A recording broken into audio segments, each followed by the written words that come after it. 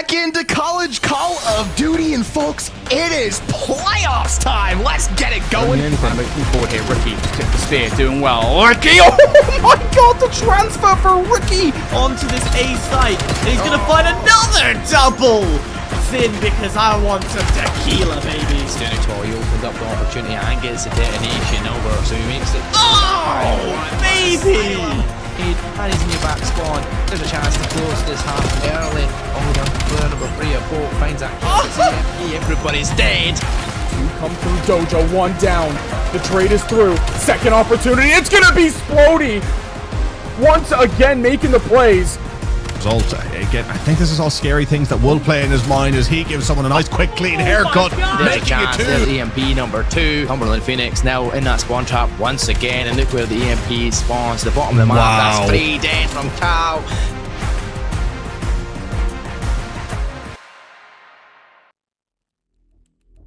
With LAN on the mind of everybody, we got one last day of online college COD. Everything has come down to this. 8 teams qualified for St. Louis, and today we get to determine what the seeding is going to look like. My name is Seymour. With me is Connie. Connie, it's the last day of online matches. Last day before we go to LAN on college COD. How you feeling, my friend?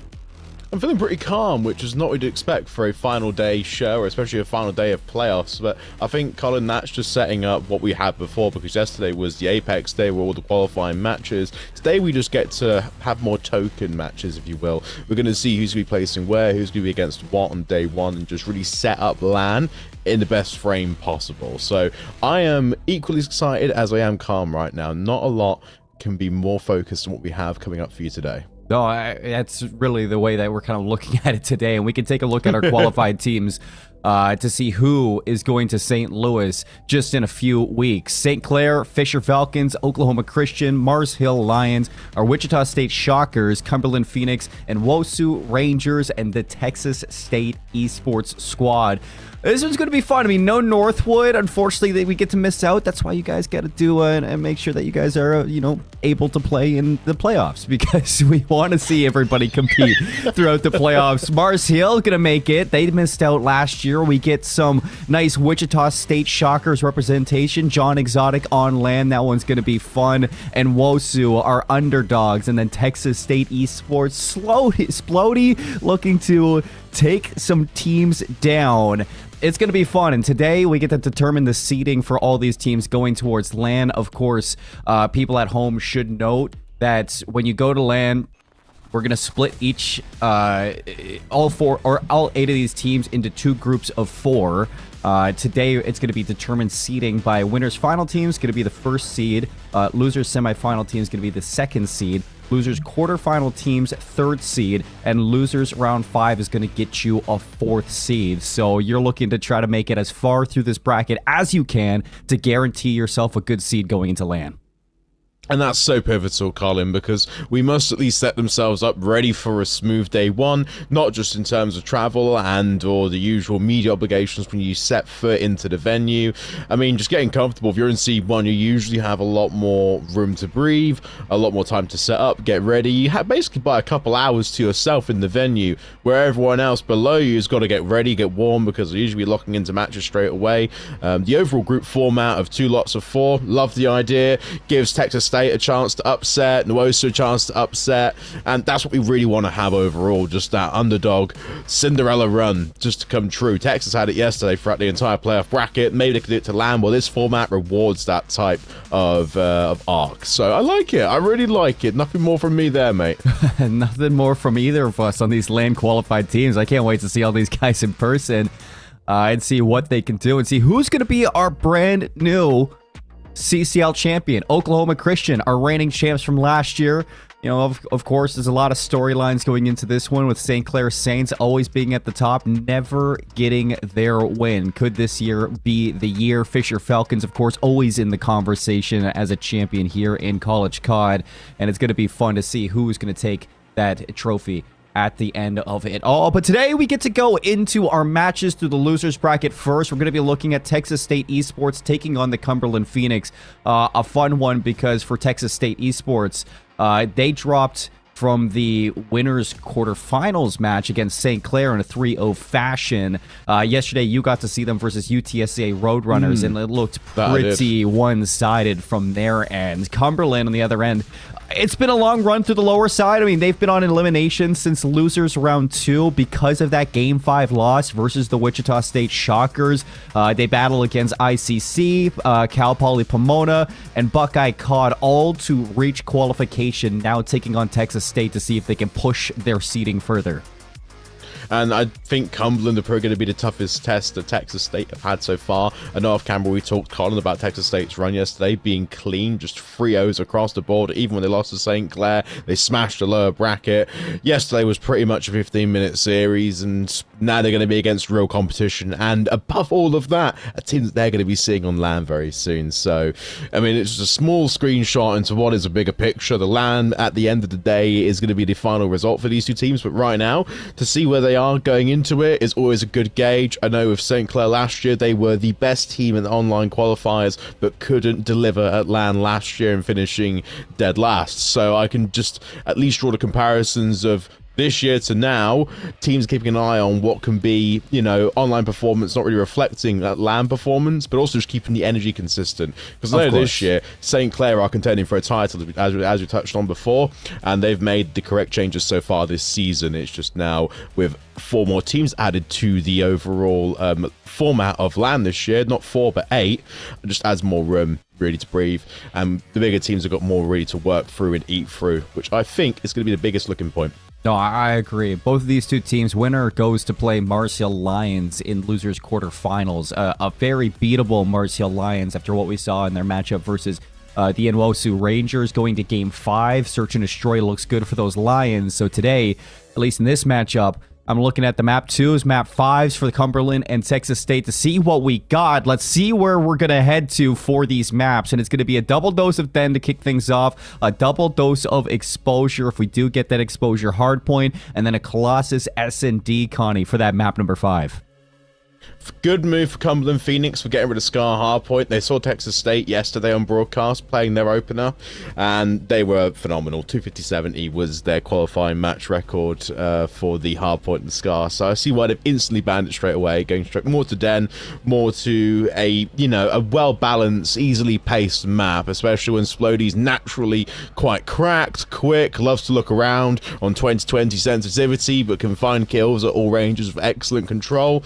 You just want to put him on a very balanced map that tends to just slow him down, get out of his groove a little bit, and make him a bit more predictable, and even more panic setting in for Texas State, because I know their win condition is relying on one player, but Cumberland, I haven't really seen how they play yet, so tucking into a Den Hardpoint, maybe they've got more options, maybe the ARs are a bit better, so that's probably why we're seeing what we are. I mean, in terms of the S&D bans as well, it's Texas State, get rid of Scar, Cumberland, get rid of Raid. Raid's a really interesting one. Not what you'd want to ideally throw out in a best of 5, but I think because everyone's played it so much in college COD, maybe that's kind of the way to go forward, because it's just so saturated, and maybe you can't really expand the playbook as much as you could have in the first few weeks. No, and I think for Cumberland, yesterday we saw them on Den Search and Destroy. They 6-0 sweeps Cal Poly Pomona on this map mode combo. It was Cal with the sniper that was really a force to be reckoned with. I think, you know, for this Cumberland Phoenix squad, you look at this team, they really retooled themselves going into this year. You know, putting Zyro on the NPC now is looking fantastic. Honor had a slow start versus Cal Poly, but after that reset on Den Hardpoint, he looked unstoppable. SM Jesus looking to do it again for this map number 1. I think for this matchup just in general, because Texas State Esports also a very notable Den team, this is exactly where I want both of these teams to go for this map 1, because when you got Honor versus Splody, you know, Zyro getting added into the mix, I think that Texas State Esports is going to have their hands full for this matchup, and it is no better place for these two teams to kind of head to for this map 1 to open up the match. Absolutely, Colin. It's just a lovely way to tuck into the series, because we're not going to be forcing too much too early on, and it's always strange when you have a really hectic hard point like on a Scar, for example, and they go straight to an S&D. It just doesn't feel right. The pacing and flow is just a little bit too stop-start for my liking. Back-to-back Den is just going to be clean. But we haven't really touched much on the overload. Exposure, I feel like we've seen exposure so much and so frequent in all of my series commentating in College COD. I've yet to see a Scar or a Den as much as I have exposure. But it goes to show you, I mean, I'm just more interested to see how Texas State can develop their overload, because even against their qualifying match, although I can't pronounce the 4 letters, I think it's FCSA. It was yesterday I actually watched them. The FCSA were naturally really good at overload, and that was the only real chance that we saw Texas State looking vulnerable in the exposure overload. Albeit they won comfortably, but the start was really slow, and they were very sticky in the center of the map. They couldn't quite get head-to-head kills as comfortably as they were in the hard points, and ultimately the consequences of that is they lost the MP control quite a fair bit. Fortunately, the opposition couldn't finish their dinner, and they couldn't get the EMP converted onto the points many times, so they got away scot-free, thanks to the star players we mentioned before on Texas State's roster. But I think against Cumberland, they really could punish them. They've already had a chance to see Texas State on an exposure overload as of recent as yesterday, so I think they're going to have some strategies in place to counter quite comfortably. Yeah, this might be the number 3 seed versus the number 8 seed, but I don't expect this one to be one-sided at all.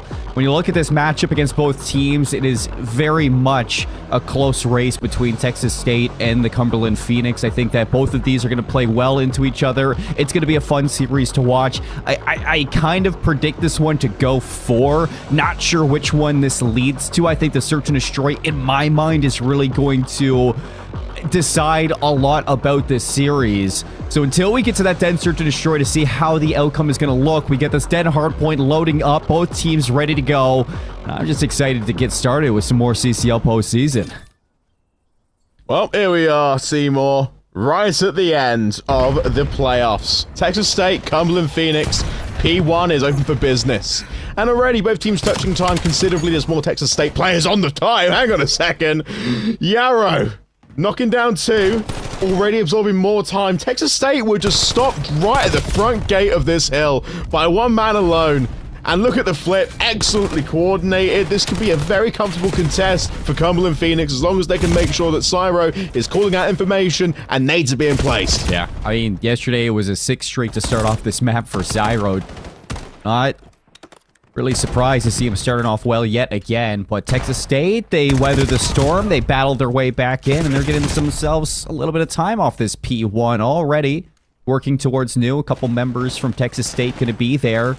In the backline, Cumberland Phoenix trying to fight for these spawns, but they're losing players. Cal looking to do some heavy lifting. He's got Honor inside the hill, so you win your fight in the backline. Honor in the hill now going crazy with the MPC.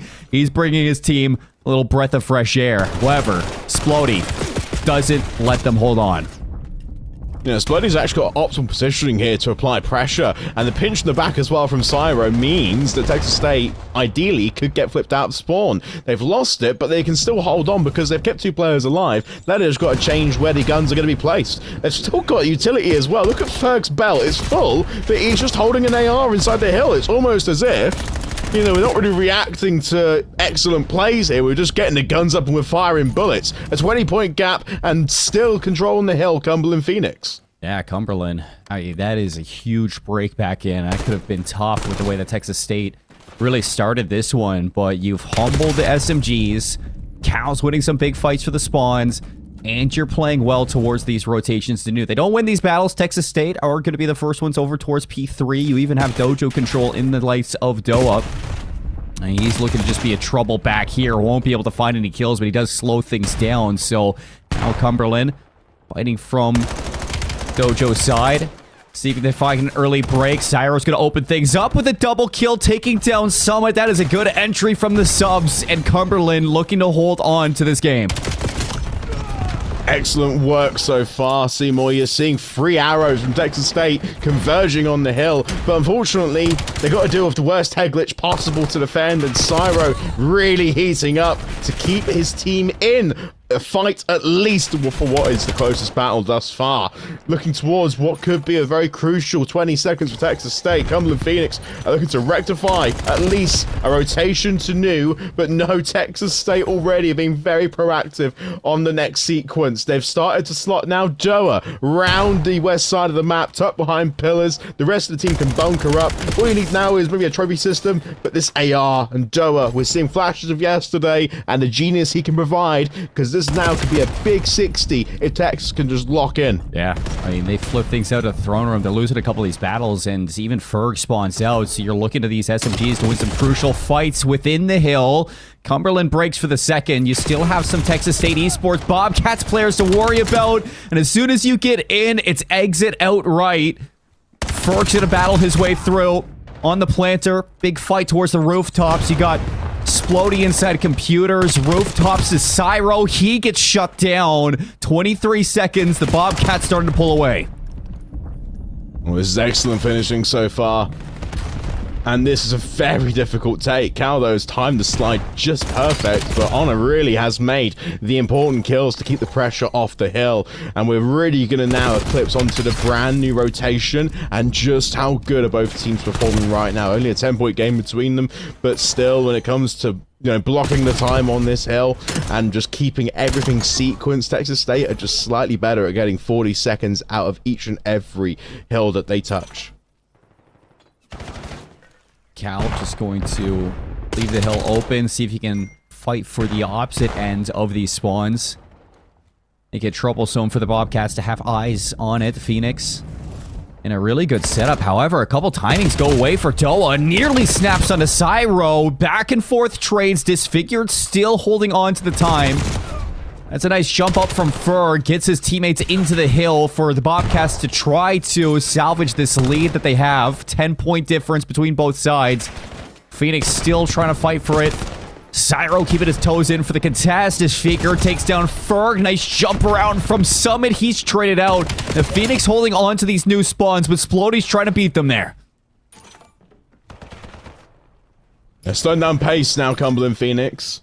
And they are very much comfortably taking care of some of the more excruciating lanes to hold on. Has started to really find his own form. Has the option now to push out and keep the spawns even further back for Texas State.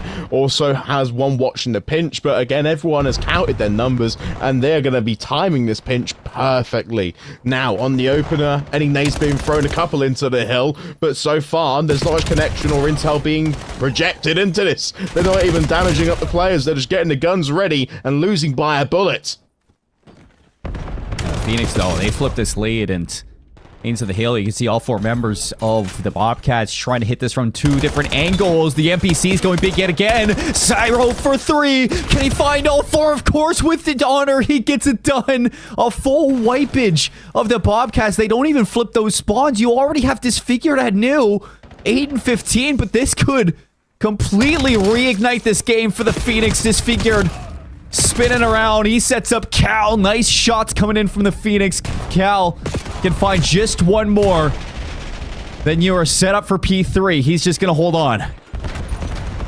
Oh, it's tidy, but it's almost a very difficult spot to read. They got to apply pressure now, and Ferg, although he's been very consistent throughout the entirety of the last 2 days, needs to start applying the acceleration, matching Doa for speed, because it's just a missing link in what is Texas State's push. They're not flowing correctly. It's very much a stop-start sequence, and Cumberland are just relying so much on different players, stepping up at different times. At the start, it was Cyro, now it's more Cal, and you look towards what could be streaked. I mean, you got two right there on for it in Cumberland Phoenix. All right, 175 to 94. At one point, Texas State were in the lead with this scoreline, but since then, they just continue to get broken hill after hill. You're at P4 now, and Ferg drops the trophy. I don't think it's going to get here in time. You've lost Summit. It's going to be numbers for a second for the Phoenix on this break. Cyro goes down. Calamity off the damage, though. Finds 7 in a row. He's got the Hellstorm. Nearly makes it 8. Summit on the rooftop just has to wait for his teammates, but you're giving up so much time, Connie. And Summit decides, I just do this myself. He gets 2. Has teammates around the back. Slides on in, and Ferg's there to help. Oh, needed as well. Has a trophy in his pocket too, but hasn't thrown it down yet. And this is a big 33 seconds. So he's got to exhaust all your utility if you are Texas State. Trying to hold it because Honor's still pinching around the back door. You've also got as well Cal taking a naughty route through the middle of the map. And there's still options to break. A punch in the face. And almost a beautiful double to make it an excellent retake. But 10 seconds of scrap time. We're going to switch over now to a new set of rotations. And Texas State already at the front door. Ferg holding down for the remaining 3. But it's just, you know, with this winner's advantage, the Phoenix can continue to throw bodies at this hill, keep a foot on, contest, just take time away, and force the Bobcats to make mistakes. 2 down again. Calamity happy to just hop the time, see if he can get closer to a map 1 victory. Well, Bobcats scramble to make anything happen around the map. They find a few kills. Ferg's gonna hop it. As soon as you're in, I mean, you're looking to flip these spawns somehow. Nobody wants to make a move, and here's Calamity going to invest that Hellstorm. Well, no room to breathe here for Texas. Cumberland have made an excellent effort from this match so far, and a comfortable 2 kills, which allows Disfigured to position even further up into the dojo. And 30 seconds left to convert this map number 1 for Cumberland. Yeah, they really are in a driving seat here. There's no point even questioning what Texas State are feeling right now. Pure panic and pure urgency is on the cards. 19 seconds left to convert the rest of the time on the board. And it's just a beautiful sequence. 2 players now from Cumberland starting to slot in. Summit going big to try and hold it down, and Ferg's called in for reinforcement. Nice play from Ferg, fighting out to the rooftops. That's going to split some of the numbers for the Phoenix on this break. He's trying to take down more. Do have Disfigured on a late pinch all the way in these spawns, and nobody's going to be ready for this one. Disfigured can quite literally disfigure this entire setup. Calamity on the front line takes down Splody. Here comes Disfigured. Cyro gets a 3rd one. It's a team break for the hill, and you're only 15 seconds away from putting this map 1 in the books. Phoenix ready to strike. Can the Bobcats hold on? Looks like they're gonna get it done. Calamity's the last one in, but Calamity for 3 might just call game. Nobody's close, and the Phoenix take number 1. Excellent work. And Calamity finishing the job all by himself. Didn't even need anyone else to get himself over the line there, did he, Colin? That was an excellent sequence, and definitely an impressive second half for himself. At the start, we were talking about Cyro with the incredible opening on P1, but he just really came into his own, and not just getting the 7 streak for the cruise missile in the mid portion, but didn't really even need it in the end. I mean, they really escalated the scoreboard comfortably after the first set of rotations. We look at the line graph as to where things really sort of intersected. Right there on the P2 of the first set and the P1 of the second set. That's the last time Texas State at least had, you know, an impressive linear form. They were going up and scaling towards it, but Cumberland, when you look right after the P1, again, they got 43 seconds, and then after that, about 37 seconds, and then just up and up and up, where Texas State, you can see from P1 to P3 on the second set rotations, they got 3 points. And that's just not good enough. No. It's not good enough. It's a massive stagnancy that's just keeping the score from being in their grasp and just building a gap and building a sense of urgency that just ruins your playstyle. It's like the SMGs are doing so much work for Cumberland. I mean, you talked about Cyro so many times in that hill, 2 pieces, 3 pieces, just locking it down, but it's even the initiation of the SMGs that really set up somebody like Calamity at the back end to just blow this game wide open with that 7 spree. Some big moments, clutch plays from the entire cast of Cumberland. Calamity goes out that 7 spree, finishes 32 and 20, 3,800 damage, always involved with the battle. And not only that, just look at the hill time across the entire team. Nobody below a minute of hill time. Can't say the same for Texas State. Just struggling to find some foundation on the objective. I mean, Cumberland's a well-rounded machine here, and you can see it across the stats. Everybody just assisting each other, whether it's in the hill, outside the hill, the breaks are clean, the team play is organized. I mean, this is a Phoenix squad that comes into the playoffs at the number 8 seed, now in top 8, looking to knock down the number 3 seed of the Bobcats, and that is one hell of a way to turn some heads. Then Search and Destroy coming up next. And Connie, if anybody was watching yesterday, They literally watched Cumberland Phoenix 6-0 sweep the Cal Poly Pomona Broncos on this map. And are they going to do it again? I haven't seen Texas play this map. I actually think it was originally their veto yesterday when they were in the qualifier. So they're letting it slot into the pool or float into today's series. That's a big fucking question mark in my eyes. But also, I think if we can see Doa perform well, that's the win condition that will get them far, because he was more of the unsung hero for Texas State yesterday, more conducting the team and getting them set up ready positionally. If they went down a man, then he would be the one to reorganize to bring them together and then just, you know, force overloads throughout the map, you know, 3v2s or 3v1s because they're sticking together as a unit. But I don't think that we're going to be seeing much more from Cumberland Phoenix today than what we saw yesterday. A 6-0 speaks for itself, doesn't it? It really does. They go on to beat Buckeye CoD, and Search and Destroy is always a talking point for the squad. They lost it to Buckeye CoD, but we didn't get to see how that one went. We know that the Buckeyes, always a strong team when it comes to that game mode. So you go into the next day, you look to work on what can you do to find your best seating going into this LAN? What can you do to put yourself in the best spot possible on LAN? And Cumberland are doing just that. I mean, you got to put a lot of respect on this team. I mean, Calamity and Honor have been around for so long, and I think that to see them still doing this against a team of pretty fresh faces on Texas State who've looked good all year, it's good to see. I think that for Texas State, I mean, behind the plays of Splody, I've always been a fan of watching this team play, but for Cumberland, this is great. This is good stuff from them.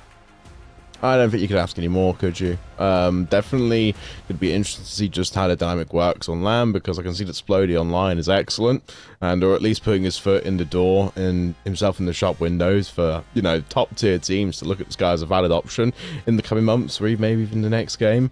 But I just definitely think that there's a lot of room to grow, and I don't want him to overestimate himself going into LAN, because I think it'd be quite costly for a submachine gun player of his tempo and his caliber to suddenly start putting himself in positions where he's just doing too much or overcomplicating basics. That really is where sort of the pitfalls are for players of that skill ceiling.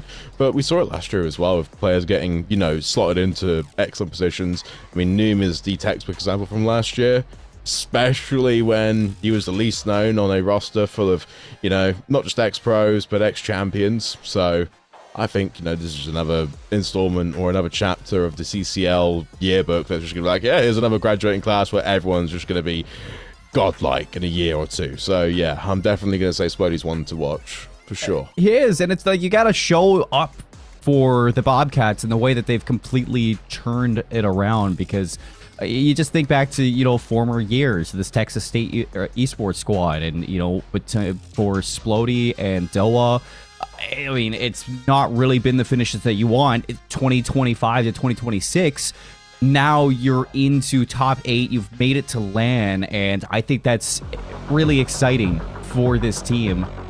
I mean, can they reach a height that they haven't yet been to? Can they continue to push through this height? Where is the ceiling for the Bobcats? Well, Phoenix are looking to put a cap on that ceiling and really end their run, at least before LAN, quite early here in the losers brackets. But I think for the Bobcats, I mean, you do not want to overestimate them, because they've made upsets in the past, and this year they have been a force behind the leadership of Splody and Doa. So it's cool to see them going this far into the brackets. It's great to see them match up against a team like Cumberland, which I think is going to be a pretty equal matchup on both sides. You get rattled a little bit in the Hardpoint, but you go into the Search and Destroy. Now we can see if they can answer back quickly. My question is for Texas State Esports, who's going to bring that sniper out? Because he saw Calamity. He was an issue with it yesterday. Somebody's going to have to take up that mantle. Yeah, there's no real denying what can be done or what is the best improvement long term. But if he's going to be putting out a sniper rifle consistently like we saw yesterday, I'm not sure if he can do the same stuff. If you catch my drift, I have a feeling that depending upon what we saw, what VOD they have available, maybe if Texas didn't do their homework, he could stand a chance of replicating the form, but I just think they would have looked way too far into it, ready for today, to understand the threat they're dealing with. Already have a counter in place, maybe even another sniper of their own. But let's get stuck into the action. Den, search and destroy, and already Cyro, similar to the Hardpoint, opens with a first blood. For the Bobcats, I mean, I was just doing a little walk through history for this team. It was top 16 in 2024, top 12 in 2025, and now for 2026, you make top 8. It has been slow but gradual gains. How far can you go? Splody, first blood going to be traded out 3-on-3. You got the bomb over towards B. No pressure into Dojo, but you've backed the Phoenix up. Yeah, they are really going to sequence their strategy here. Similar to what we saw yesterday, they will hunt in packs of 3 and work together as a unit to make sure the trades are equalized. But again, I think if Honor can have an audio bite, he'll make the play call for his team now to start rotating and then coordinate a pinch. First gunfight will at least make sense. Splody just about squeezes out of it, and they've got comfortable 3v2 man advantage in a post plant. Here's Calamity with the sniper. Countless times the Phoenix broke down a setup just like this, but Cal Poly kind of gave it away. Bobcat's not going to do that. You do have a late flank from Ferg through the middle of the map. Backed up outside is going to be Doa and Splody.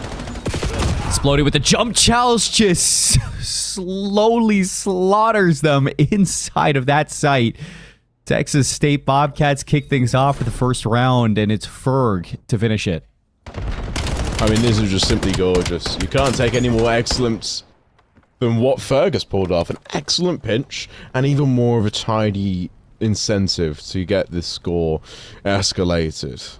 Because now, the opening round going to Texas State, Cumberland Phoenix is starting to realize, okay, we'll let Cal run the sniper off for a bit longer, but a major play call might have to take place, because Splody's already hitting top tier form, Doa's coordinating nicely, and even Ferg slotting in where he needs to. A nice split break off for Texas to cover all 3 lanes, but Cumberland and Cyro drawing first blood again, and Cal finally activates the sniper. The overload on the north side of Texas is punished, and now the remaining players have to try and sprint back to the site, but it's just going to be a heavy overload now for Cumberland. Hey, Doa really teasing Calamity with that sniper. This figure goes down on the flag. You would have loved to see Doa win that fight, but the NPC ripping from close range right through the windowsill. Ferg on 3 in a row. Can he turn this into something more?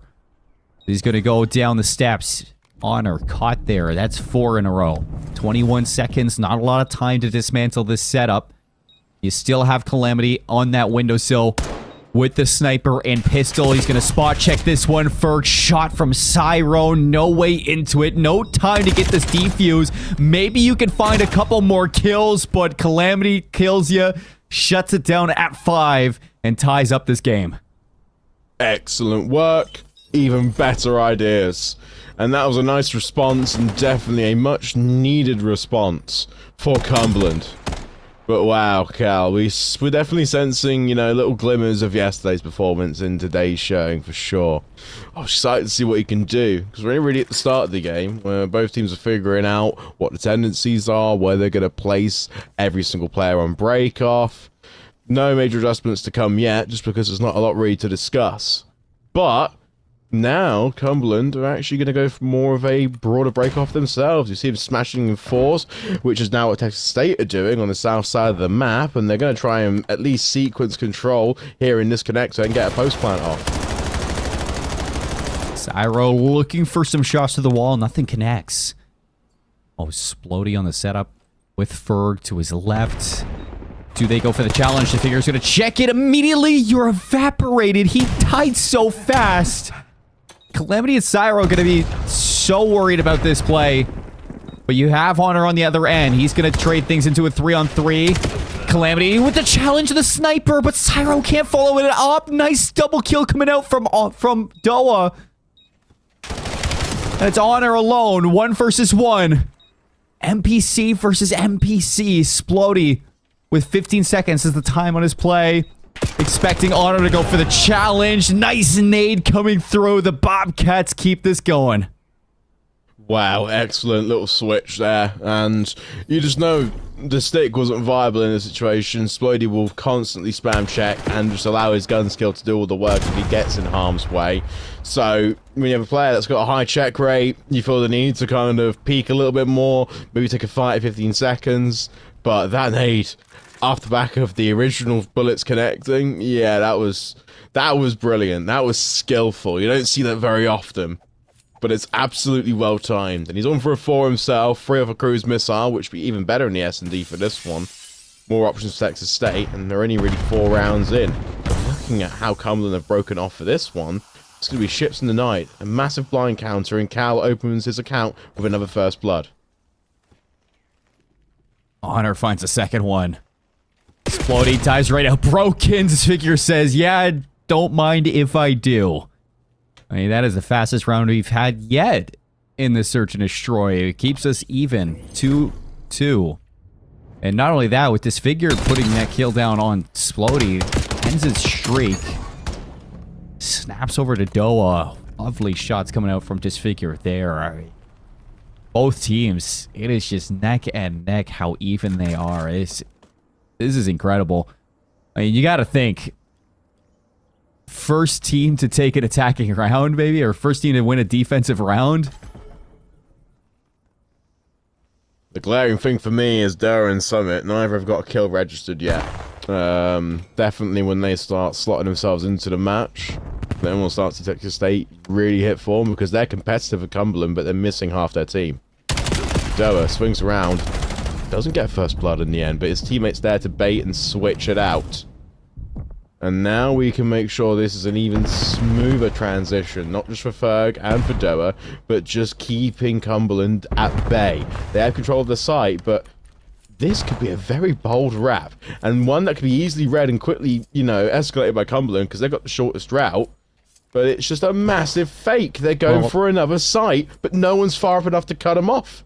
Yeah, Cumberland, they check it, but they're a little late on the check. Nice wall bangs from Ferg, get some information. You have Summit through mid.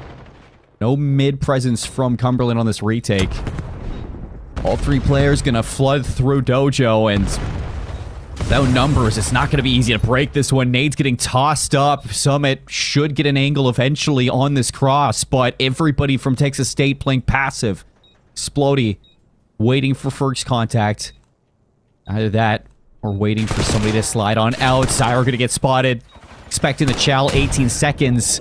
Cumberland wasting a lot of time to get into the site. Already down to 15. Calamity gets the trade, but it's too little too late. Disfigure to the kill for the cross. Ferg still just wasting time. Calamity again just takes him down, and you might break in kills, but you waste so much time to get it done that Texas State on the attack continue this back and forth.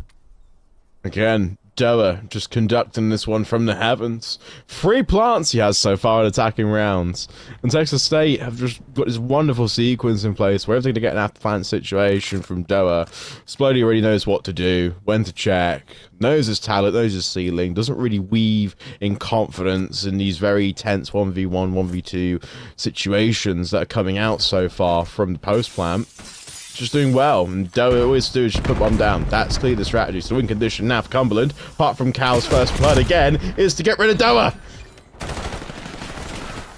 All the kills go Phoenix, and it's done as quickly as it started. 2 rounds for the Phoenix were on tack. They just blitz it, win their fights, and close it within seconds. Syro here to the end. I mean, not easy hitting those shots through the smoke, but makes it look quite easy to keep this back and forth going. 3-3 now, and you have yet to see a defensive team win. Doa 0-5, Summit 0-6. I want to see the damage numbers, because I know Doa's found some assists across this game. It's just can't finish his kills. And that truly might be what's plaguing the Bobcats right now. Nothing more, nothing less. Having a very difficult time adjusting, but they're also making sure that every little sequence is going their way. And an excellent piece of intel, misses the connecting shot, doesn't matter for Calamity. He's already split Texas State up, and his teammates have ARs and subs ready outside the doors for the first bullet to connect. But positioning for Cumberland, very risky here. Prone to nades, as we saw there. Cyro, another blood, another well-executed attack. Honor keeps its sequence. Now a 2v4 man advantage in the way for Cumberland Phoenix. And everyone is just falling down Summit. Although he spots a player through Connector. Absolutely pinched right here. 3 barrels to 1. No chance. That was a firing squad, and that's 4-3. And Cumberland Phoenix in the driving seat, heading into round number 8. He just truly cannot buy himself a kill in these fights. I mean, the Cumberland Phoenix are running at them like a death ball, and here we see a defensive round finally giving the Phoenix an edge in the series, or in the map. 4-3 now. That's back-to-back rounds for Cumberland. See if they can build off this, going back to the attack. Now you're asking the Bobcats for a defensive round of their own. But you're 0-15 across 2 members. They have to start picking it up. Like, this is unacceptable in a map that you're looking to even the series. Summit gets caught by a nade, and that's another one down. Now you have to retake 3v4 on an A site. That's not easy to break. It's unfortunate for Texas State because their win condition's been found out in the attacking rounds, and that's plant bomb, splody rotate round, and check. But Cumberland have got more options, more tactics to exhaust, and everyone's kind of pulling their own weight. Cal as well has got himself a streak tucked in to mention too. 7 acquired so far. 10-2 in the S&D is just crazy, especially when everyone in Texas right now is having their own little crisis to deal with. But look at the arrows on the map.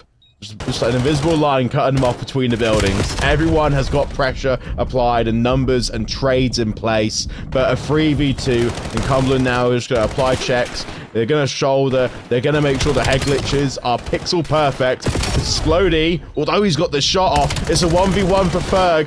Ferg is just hit firing, and he just about squeezes out the kill. Oh, how many bullets was left in the mag? Probably like 5 or 4. That could have gone really south if they won't connect him. But yeah, everyone just piled in at the last minute, and it was a 1v1. That's all we can say, Seymour. Yeah, Ferg going big for the team. See that one more time. Hit fire, doesn't hit it, but Honor tries to waste some more seconds, maybe catch a regen somehow. But not letting that happen. I mean, you asked the Bobcats for an equal defensive side, and they answer. So, albeit 0-8, 0-7, Texas State still get it done. I mean, you're having a legacy game between Ferg and Splody. And Calamity on the other side is really doing his best to just continue to beat you down. Looks like we're gonna get a battle through lights. Ferg trades it 2 versus 2. Lovely stuff at a Summit to finally put himself on the board. Doa, though, can he follow up with it? Takes shots from behind and disfigured. Summit not gonna read him behind you. And Phoenix just edging away with these one-on-ones. In these clutch scenarios, just winning with numbers. It's Cyro this time to close it out. Map point for Cumberland. It's just such an interesting match of search and destroy because in theory Cumberland should not have 4 rounds based on the scoreboard when half their team has not registered a kill yet. But I must say, in hindsight, now that Summit started to creep in a little bit, once Doa gets involved, then Texas are going to be levels ahead of Cumberland because I'm already seeing the skill and what this team has. They just can't get themselves organized. They can't prioritize the right things, and they're starting to lose confidence in head-to-head gunfights. You saw Doa's POV on that last interaction there, and it was definitely a little bit more nervous, definitely more time there to slide out and get his chance. But just, again, creeped around the corner with the AR, allowed the opposition to get the first bullet onto him. But Cal's called in the cruise missile. First blood has been drawn. 3v4 straight away on the door. Well, there's Hellstorm going to be burnt out. Bomb planted for Cumberland. Off the back of that, you have Dojo control. You have flank watched. And Bobcats are going to waste a good amount of time on this late flank. All the way through the B portal. Disfigured. First line of contact. Sounds like he understands that it's on his way. Disfigured wins such a big gunfight. Cyro there to trade it, and the Cumberland Phoenix have come to play in the playoffs. Number 8 seed, no problem. The Bobcats don't know what hit them. And this is a team that has leveled up at all the right times. Now 2-0 up versus the number 3 seed in the playoffs, ready to push in for a chance to play Mars Hill. You couldn't ask for a better time to get hot. Oh, it was perfect. It was very interesting. I mean, Cal putting in another cornerstone performance for Cumberland Phoenix and definitely just adding more eyes to what he possesses and where he will be next year and or in the finals for this college CoD LAN. I can just sense we have another star in our hands here as well. Splody can get all of the talking points for Texas State, then Calamity is Cumberland's guy, for sure. Slow the sniper at first, but found his own rhythm, even pulled out a submachine gun if the team needed it, and they needed to start running things down. So he has so much flexibility to just go with whatever his team asks of him, and that is one of the better qualities we've seen in the S&D. Albeit, the glaring and obvious conversation point for Texas is that with Doa and with Ferg, you know, Doa and Summit in this instance, really slow game, 2-19 combined between them. And then Summit only really started showing signs of life right near the end of the Search and Destroy. Doa unfortunately couldn't register a kill on the board. It was definitely one of the more eerie watches, Texas State and their Search and Destroy, when the win conditions were just not there for them at all. No real chance to get themselves foot in the door. But still 4 convincing rounds that were won. And Cumberland definitely dropping the ball in times where, you know, they got to tie up quite a few loose ends in their Search and Destroy heading into LAN. Definitely a lesson for both teams, this one. I'll give them that. I mean, just look at the stats in the first bloods, first deaths for Texas State esports, and the fact that they still kept that as close as it was. You got to respect the efforts between Ferg and Splody. Literally 20 and 16 between the two of them. I mean, if Doa and Summit, you know, go into this one, have a little bit of a better game, you're definitely looking at a tie series, 1-1 after this S&D, but because it was practically a 2 versus 4 across that, now Cumberland have an opportunity to do something quite incredible here in the playoffs. Exposure overload on the minds of both of these two teams. And Cumberland Phoenix win this. They upset the number 3 seed. They push further into the CCL Playoffs, gaining them even higher of a seed going on to LAN, a chance to play Mars Hill, and a chance to take down some Titans here in College CoD. We're going to head to a break while we get things set up for this exposure. We'll be back when it's ready.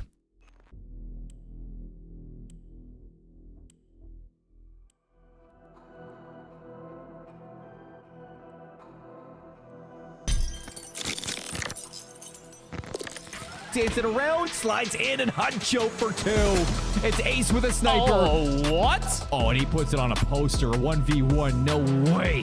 Huncho. All you gotta do is hit the deck, buddy. You do not need to take this challenge. He's gonna spot him, and he takes a shot. 15 seconds. Ace now with an M15. Looking to close this gap.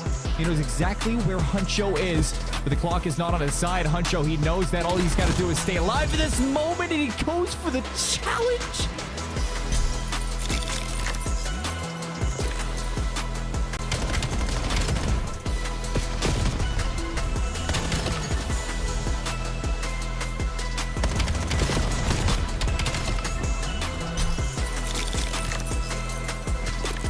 Way exotic though, gets caught. 13 seconds, keeping the 1 versus 2, and he's got a sniper out. He's got to take the chow with the pistol, makes it a 1v1, walks over for the beatdown, and keep again. You gotta be kidding me. Another clutch when the team needs it most. So you still gotta be worried about these nades that are going to be thrown from the Fighting Scots, but got Bio in the wing, quite literally, and he's picking them apart one by one. 3 go down. Bio taking over, finds all 4 with the pistol too. Why not? And this is the Akron that we were kind of expecting here. Once you get Bio heating up, he's going to be in full takeover mode for the team, Brody. Oh, mate, I feel like I'm playing Resident Evil 7 right now. We've got a Biohazard on the field. Akron in control of the hard point, and it is Bio on a 6 spree. C4 so starting to be a sneaky boy at 4 in a row. 2. Bio continuing on this spree. Brookdale not that far behind as they look to get pushed through onto P3, but RIT in complete control. It's ready with 3. Now taking his turn on the 6-free, making it 7 as they look to shut down Brookdale here, finding a new wave of form. It's now 8. Will it be 9? Of course it will. Merciless on the cards. Off their skill levels here as they look to try and seal the deal here in our first game of the evening. 10 spray goes 11 spray, looks for a 12.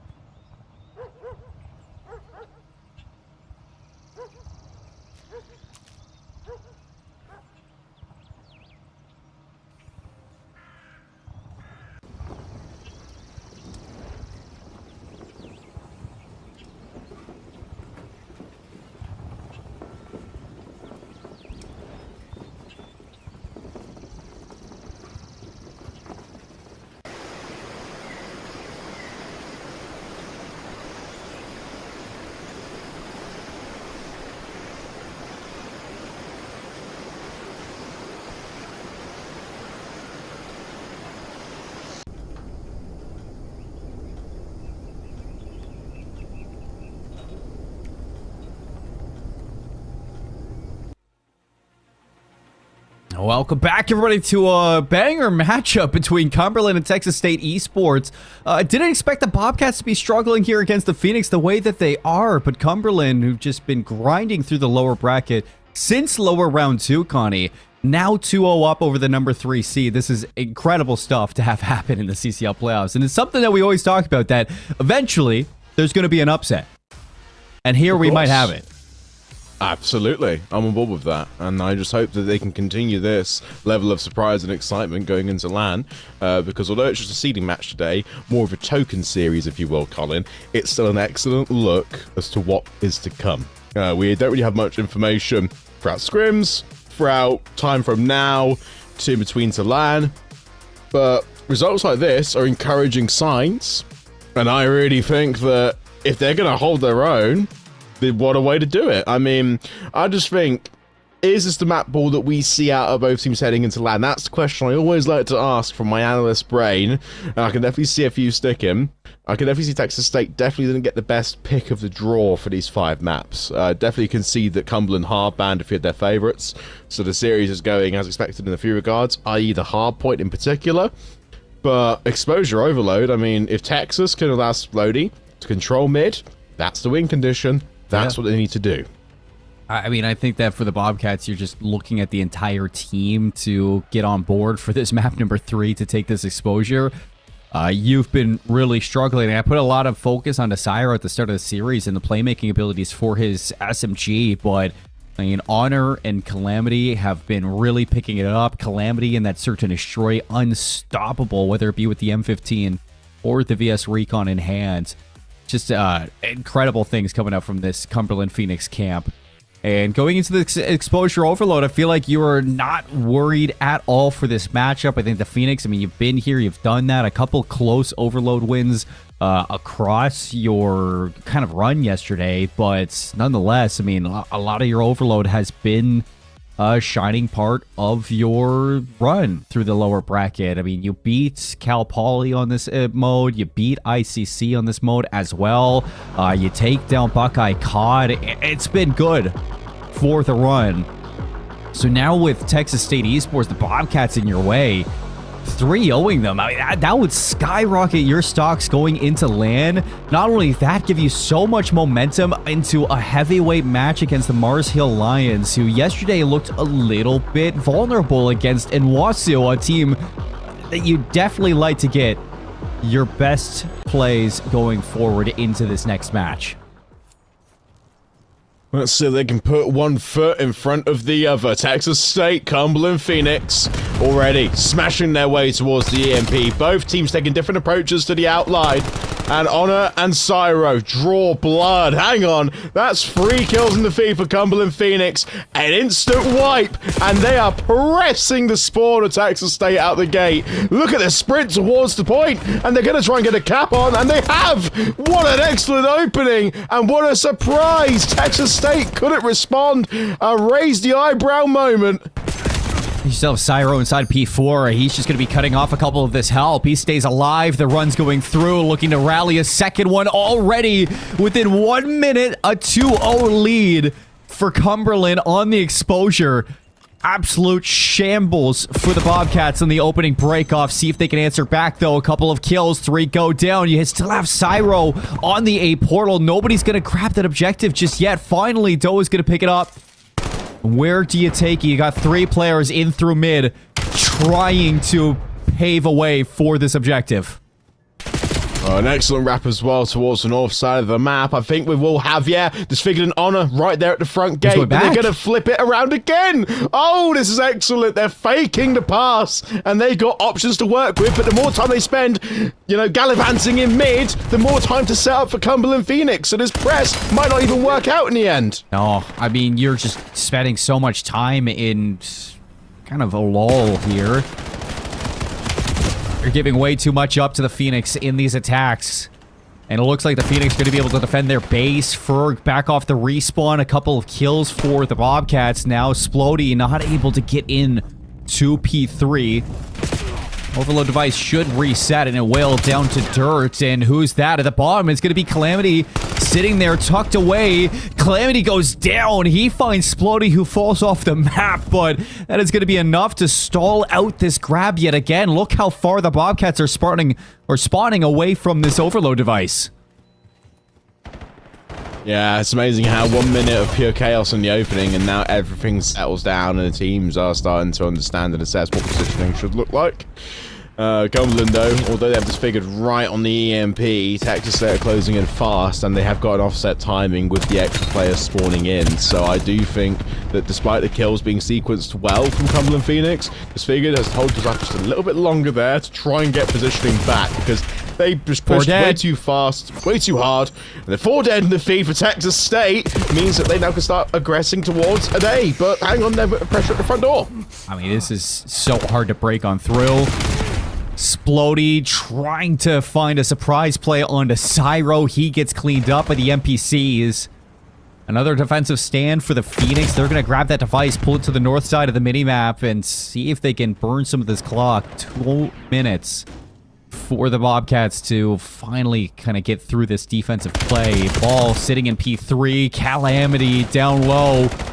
Shuts down one. He's looking to help out on this hold and continuing to just knock down these Bobcats. Doa stays alive, but he's got no agency in this fight, so he's going to go for a flank.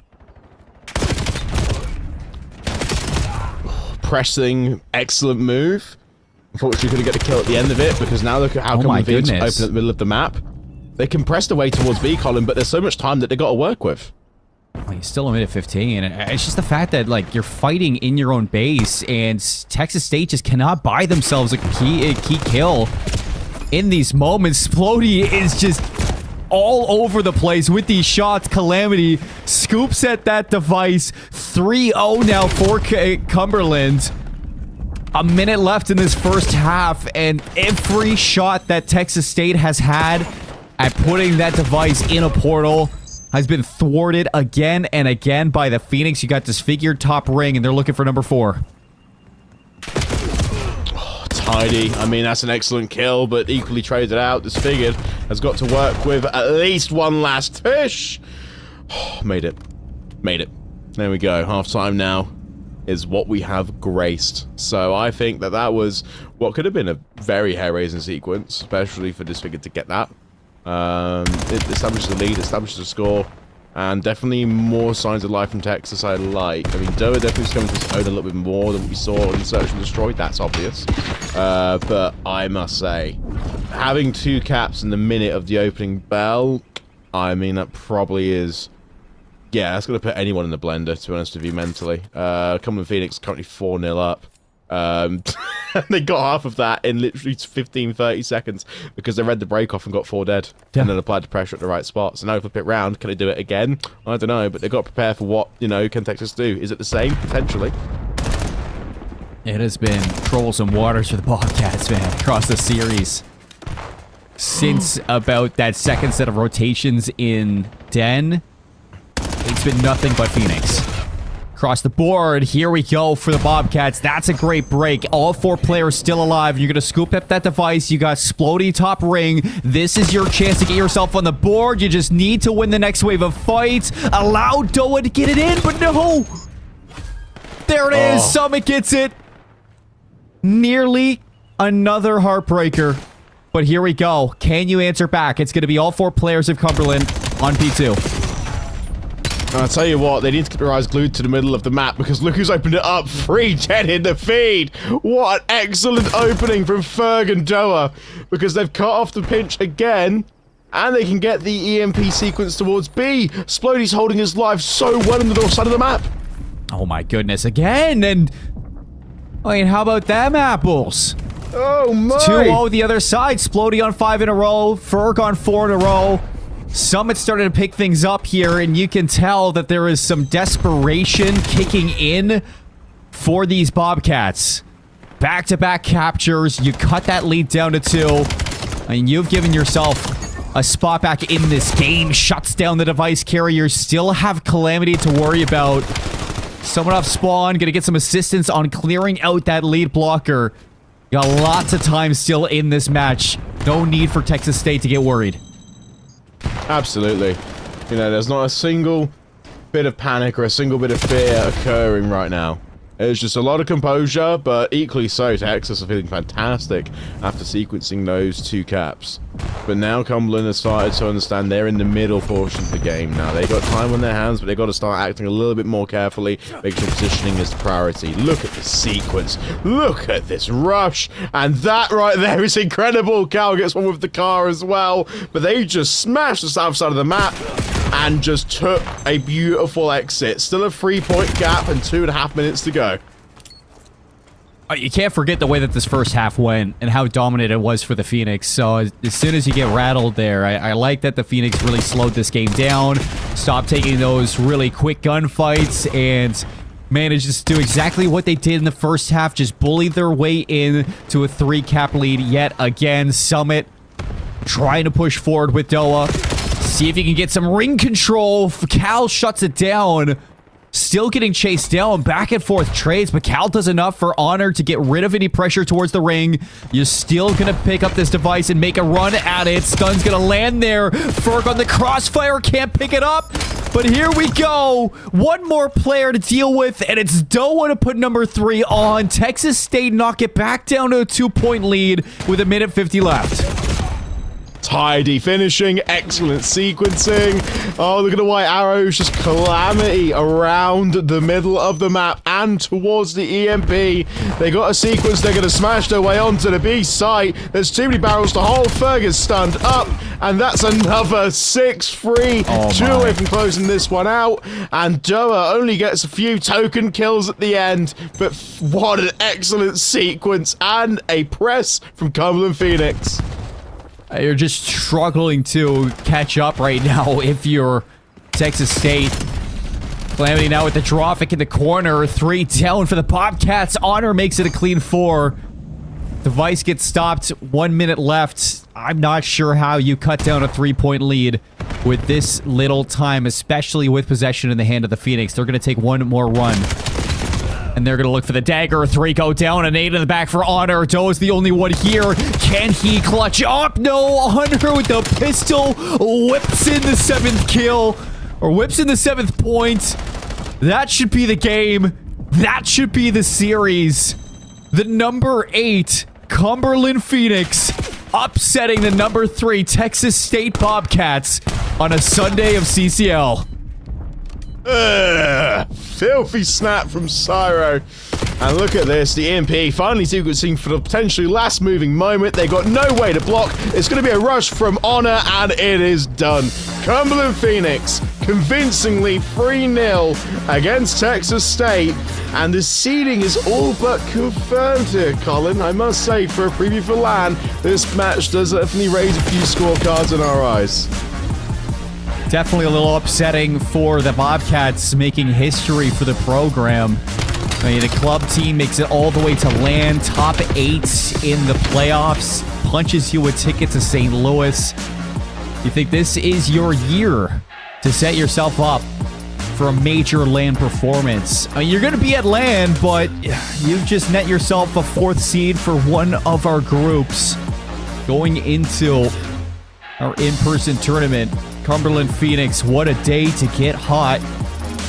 And for them, I mean, this is just the first step on what seems like a long road today for Cumberland. They've moved through mountains through this lower bracket, starting in the second round. And not to mention, the only reason they're down here is because they lost in winners round 2, game 5 to Wichita State, who are also in this LAN tournament. So you're looking for revenge against Wichita, against the Shockers at some point, and you're just looking to see how far this ride can go.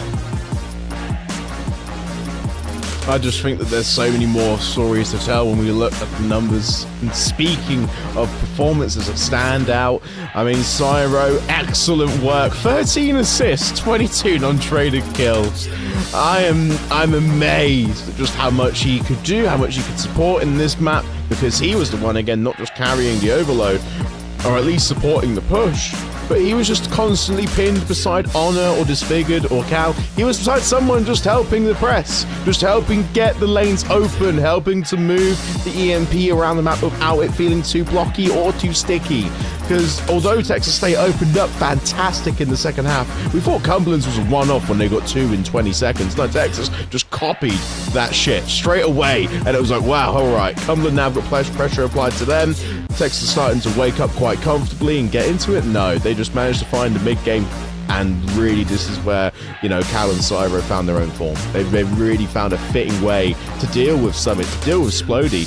They've really started to exploit this map, which is, you know, the win condition for Texas State. So Cumberland, as far as their cards in the deck, Colin, they played it really well. Yeah, I mean, I think you got to give a little bit over to the Bobcats that the way they held themselves going to that second half. They gave themselves a fighting chance for this exposure overload. It's just like you said, every time that you had somewhat of an answer, Cumberland just shut you down. And you go through this series, you expect yourself to have a chance to once again push through this bracket. But the Bobcats, they're going to meet their end here in lower round 5, gaining themselves top 4 seeding going into LAN for when we do see them in St. Louis. Cumberland get their shot at Mars Hill. That's going to be a fun one to watch. I think that's going to be one we get on stream later as well. So excited to see Mars Hill take on Cumberland Phoenix. And it does look like, while I'm looking through the bracket, Connie, we also got the Nwosu Rangers taking on Wichita State Shockers in losers round 5, going to game 5. So that's going to be a very interesting one on how that all shapes up. But here on the desk for CCL, we still got lots more games to go through on this Sunday, our last day of online matches before we get to LAN. We'll see you soon with the next match.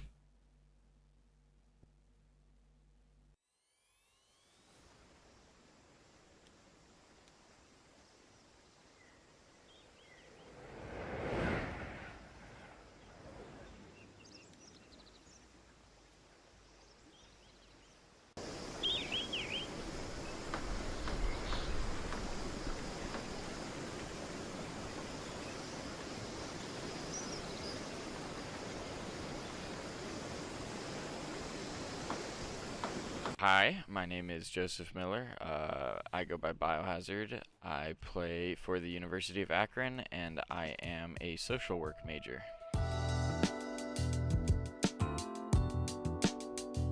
I started playing Call of Duty competitively around my senior year of high school, so 2018. I broke my rib cage and I was kind of on bed rest for 6 weeks straight. In that time, I got really into video games, and Call of Duty was my number one. Honestly, I wanted to get into competing in Call of Duty when it was right after I graduated high school. I attended World War II Champs in Columbus, which was kind of local to me. And then like seeing the stage, seeing the competitive aspect, honestly what really did it for me was like all of the champs banners with all of the rosters and the team names and the player names and everything, and like just seeing that aspect and environment, I knew that I wanted to try that and try to get to that level. I would kind of play in random various like online leagues with my friends, and I would never honestly really find much success with it. Honestly, just like a stroke of luck, I got a college COD recommended video on my Twitter, and I didn't realize that like there was a whole collegiate league for it. I did what any logical person would do, and I went through the college COD Twitter and looked at every single college that they were following and looked to see if there was any of them in Ohio. And I saw the Akron one, and I was familiar with Akron esports because of Tristan on the Rocket League team. I was a huge E United fan, and Tristan played Rocket League for E United as well as for the University of Akron. And so I looked through Akron stuff. I saw that they didn't really have anything about Call of Duty. Took a leap of faith, and I emailed the director of esports and I asked him about a Call of Duty team. And I was honestly just really fortunate enough that they were looking to build one as I was messaging them, and so it just kind of all fit into place. It's definitely not as easy as most people probably would view it to be from an outside perspective, especially like going to class, having things in person, you know, like contributing to like college life and stuff like that. Like you don't want to just be a shut-in who, you know, goes to class, goes to practice, and then that's it. Like, you know, I tried to, you know, put myself out there and, you know, meet people and make friends and all of that, while also, you know, having that competitive aspect, you know, going to practices and things like that. And it definitely, it's a lot to get used to, especially when I was 22 when I first, you know, went back to college. So I kind of had to relearn school life in general as well. I definitely, for advice, I would tell people to focus on, you will be a student athlete, and you need to focus on that student part as well. Make sure that you are attending class, you know, doing your homework and things like that, so that way you still have the opportunity to compete. Obviously, you know, competing is fun, making a name for yourself is fun, it's very enjoyable, but you have to do the not so fun things as well in order to appreciate, you know, the enjoyable things. So please, please, go to school. Absolutely. Last year, we were watching in our esports facility. We have like a 9-panel TV wall that we normally would put, like, if one of the esports teams has a match up, we would put it on the big screen. It was a football game, and so we put the football game up on the screen, and I wasn't paying attention, and apparently like the ESPN video people were behind and thought that it was really cool that we were like watching the football game. And so like then they put it on ESPN, and they were talking about like, they were like, oh, like the Akron esports team is showing support to their football team, and I was like that's me. It's really, really cool to see. A lot of times when people think of esports, they think of, you know, being there, playing the game, things like that. And like you said, there's so much more that goes into it. As long as you are interested in the field, I'm sure you could probably find something that interests you. For me, it was social media. There's casters, there's, you know, like editors, so many things behind the scenes that you probably don't think exist, and you can find anything. And so for somebody that kind of wants to dip their toes into it, I definitely say don't be afraid to take that leap of faith. Don't be afraid of rejection. You just kind of have to put yourself out there, and if it's meant to be, it will find its way to you. But don't ever really give up hope, and I promise that whatever you find, it's meant to be there for a reason. I definitely, honestly, it feels funny to say, but like kind of what everybody's doing this year, like, you know, like the listen-ins, the the player interviews, the behind the scenes things, kind of like humanizing it, I guess, would be a better way of putting it. I definitely think that, you know, putting names to faces and all of the things like that, where you're going behind the scenes, you're going more in depth. It's not just becoming another league. Like, you are, like, this is college. These are students in this league, and so being able to have these students have the opportunity to, you know, discuss their lives and, you know, be more than just a Call of Duty gamer and things like that. Like, it's definitely really interesting to see, and it's really cool to, you know, be a part of it now. I definitely am excited this year for the competition because I'm the only one that's returning, and so it's definitely interesting to see, to go from being on a team with people like Bowie and Thieves and MZ to people on my team that nobody like really knows who they are. So like kind of giving these guys the opportunity to prove themselves and build their own names for themselves while also doing the best I can as, you know, the veteran. I say that so that way I don't call myself old. Teach them kind of the ways and teach them how to play proper, learn the game while, you know, like kind of pushing them forward, so that way once I'm done after this year, like they can kind of carry it on, and then who knows, you know, in the future, maybe not let them focus too much on what Akron was, and now picture what Akron can be with them in the picture. Hi, my name is Rory. My gamertag is Cruz. I go to Oklahoma Christian University, and I am a nursing student, or Bachelor's of Science in Nursing. Okay, so my very first memories of playing COD, my parents had never let me buy Call of Duty before. I'd asked them plenty of times, me and my brother. But I went to one of my friend's house. We played Modern Warfare 3. We played it all night, and then I came home and I managed to convince my parents to let me get it. Me and my brother just played it all the time. That was probably my first memory of playing COD. So I would say Black Ops. So when I first started playing in Modern Warfare 3, I think my full first prestige in Modern Warfare 3, I had like a .28 KD. I was like the worst player ever. Black Ops 2 League play, kind of towards the end of that game, I started realizing that I could kind of be pretty decent. I was a lot better than all of my school friends, so I started looking for like other people to play with. And then when Ghosts came out, that was when I really being like, oh, okay, I could actually maybe do something with this.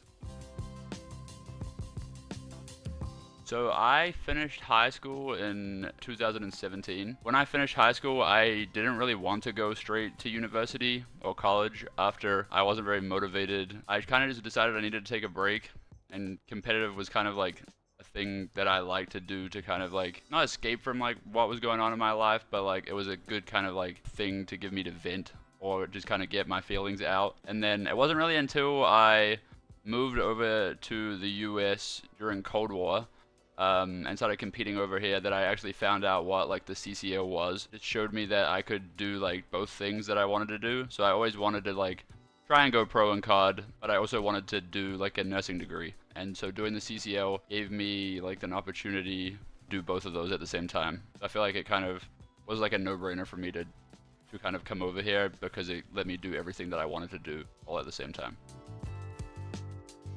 I would say that the journey moving over here, it was definitely difficult. I think the first time I came over here, just to like give you guys some timeline here, so I moved over here 2020, right before Cold War came out. So I played the competitive year of Cold War in the US. I lived with my fiance, my now fiance, and her family in Tennessee. I competed then, and then I went back home after that in New Zealand trying to get my student visa during Vanguard, and then I moved back here for Modern Warfare 2. So I think when I was here in Cold War, it was very different because COVID was happening. I didn't have to worry about, I had money saved up already. I didn't have to worry about working.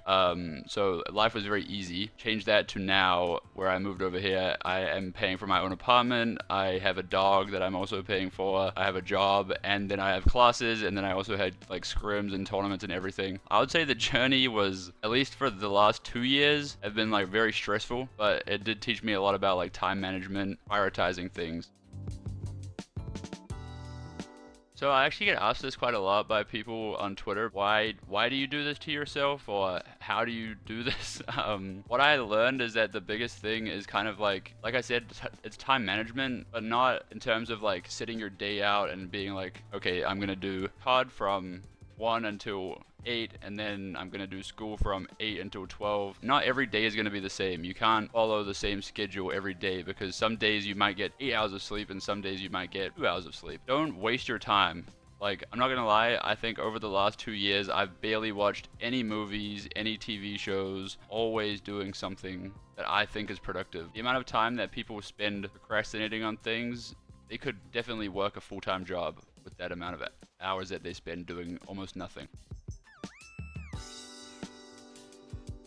I would say that you should do it, because I think that it is hard and it will take you a while to get used to it. I think the hardest part for me was my first 2 semesters, because I had never experienced juggling all of these things. The thing with competing in COD is, as much as it's a great thing, the chances of actually getting something out of it are very slim. So playing like while you do college is a great way to have like not necessarily a backup, but it gives you something else to do. Like, you should have enough time while you're competing at any level, and if I can do this while we're getting like 3rd to 6th at majors and whatever, making champs, and you can do it as well. You have enough time to do your degree and then also compete to the level that you want. I never went pro, and that's fine with me. I'm not really bothered about it. I think that I had a great time and I achieved a lot of good things that I'm proud of. And now I'm done competing and I almost have my nursing degree. I'm already 3.5 years ahead of where I would be if I waited until I was done competing to start. We had not played really with Gus the whole year, and Gus had also not competed at all on Black Ops 6. So he hadn't played any sort of competitive. So we were basically kind of starting from square one with him, which, when all of you are all juggling your own challengers teams as well, makes it quite difficult to kind of get there. But I think going into that event, I'm not gonna lie, we drove like a van down there or something. It was like a 9-hour drive. I did not think that we had really any chance of winning that event on the way down there. I was gonna go there and give it my all. Going into that event, there was St. Clair, which was like a full Challengers Elite team, Fisher, who was also pretty stacked, and then Northwood, who were all top Challengers players, but like Flames and Mock also didn't play that much, so they were kind of in the same boat as Gus. But I feel like on paper, we were probably like the weakest team. Yeah, I don't know. We got there and it just all started clicking, playing on LAN with the same guys that I'd been playing with for like 3 or 4 years. Honestly, that stage that we played on at the CCL finals, I think that is probably the best experience I've had like competing in Call of Duty across like any game. Like walking out on the stage with those lights and like the setup that they had there, that was insane. I think that was so cool. And then like you said, like to be able to win on that stage, I don't even know if it was about winning. I think it was about how close the series was and then winning. Like being with the guys that I had been with for like 3 years, and these guys are like probably gonna be my like best friends or really good friends like for life. It just meant a whole lot seeing how much it like meant to those guys as well. Hello, my name is Michael Wigglar. I go to Conestoga College, and I'm currently studying a business program. I'm in my last semester. I've been playing Call of Duty as long as I can remember, honestly. My first one I can really remember playing was Black Ops 1 with my dad specifically. He was kind of the one who got me interested in it in the first place when I was, I'd say 11 or 12. And then as I got older in the teens, we'd always play it around Christmas time, just kind of play all the retro CODs. It kind of was my stepping stone into competitive Call of Duty. I would say the first time I realized I had a little bit of talent is when I was playing AW, Advanced Warfare. I had a little group I would be playing kind of game battles, UMGs with when they were still around. And we did pretty well. We were usually on the top of those ladders. So that was kind of the first inkling to me that I thought I might be able to do something competitively. So I've always seen the CCL like from afar. I've been competing in challenges for a long time, since World War II almost, or since Black Ops 4 was my first competitive Call of Duty when I went to challengers events. But I've been seeing college COD grow for a long time. One of the last Toronto XPs that I attended, I believe it was the one last summer, Potsy reached out to me afterwards, our coach Potsy. He expressed that he had some interest in me going to the college. I was kind of on the back tail end of my career at that point, or competitive career. And I thought that it would be a good opportunity to kind of continue it a little bit longer. I have some interest background in kind of starting my own business, which is why I wanted to do the business course in the first place. So the stars kind of align for it to happen. I wanted to play competitive COD a little longer, as well as while furthering my personal life, getting a business degree, being able to help me in the future. Honestly, one of the main things I'd say is just make sure it's right for you. I've seen a lot of scenarios where kind of someone's has a general interest about college, but once they get started, they kind of that interest starts to fade away, and they kind of, some people end up wasting their own time with it. So one thing I would say, just be sure about what you're doing. I know life's never certain, but do some research into what you want to do. Like I said, the stars aligned for me. I went to college in the past for a different degree. Didn't exactly work out. Kind of life changes. But the stars aligned for me to go to College COD and go to Conestoga. Very grateful to Posse for the opportunity that he gave me. But again, you want to be sure about what you're doing. You want to be passionate about what you're doing. Even if you're passionate about just COD, you don't want to be going to college for just COD. You want to be setting yourself up for the future. So that's one of the biggest things that I would suggest is just try and be as prepared as you can be. Got to have a lot of time management skills. Sometimes you got to make sacrifices, one thing for another. Me personally, I can't always scrim when I'd like to, just because life gets in the way. I have a daughter at home, I have a wife and kid, I got a job as well. So it's all about finding the best balance for you. Everyone has different timings that works for them. Everyone works different hours, has different schedules. So it's all about finding the right balance.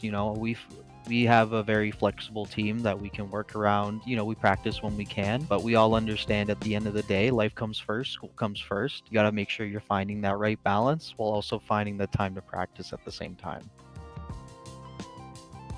We have 3 new players with Cole, Mince, and Sweep. 2 of them, it's their first year playing challengers, or I think it's Cole's first year and a half. We have a lot of young talent coming up this year. I'm very proud of what our roster last year was able to do and the progress we made. But the ceiling this year, man, it's pretty different. These guys have a lot of skill. I think we showcased it a little bit at Toronto XP, the most recent one. If you didn't see us there, yeah, we're really excited for this year. We got a lot of hungry talent. We're just looking to showcase our skills. I'm kind of the unk of the roster this year. I mean, I was last year too, but I'm just trying to give these guys, give them the best advice I can, lead them to victory, because they're really talented, man. You're going to see them in challengers this year. You're going to see their names, I promise. Oh, he's been a real pleasure to work with, honestly. I think me and Eric have a really good relationship. Starting, back from last year, he's taught me a lot. He's kind of, even at this stage in my time here, he's teaching me a lot about myself competitively as well. And he adds a very good structure. He supports me with the structure that we provide to our team. He has a lot of analytical things that he provides, a lot of stats that kind of help us break down some of the issues that we need to figure out. He's a great presence, in the locker room, honestly, before games, before LANs. He's a great presence to be around, and honestly, I consider him a friend. He's a really great guy. For sure. We're always streaming on Twitch and YouTube. I believe it's Conestoga Esports is the Twitch at. But yeah, we stream all of our NACE matches, all of our CCL matches when we can.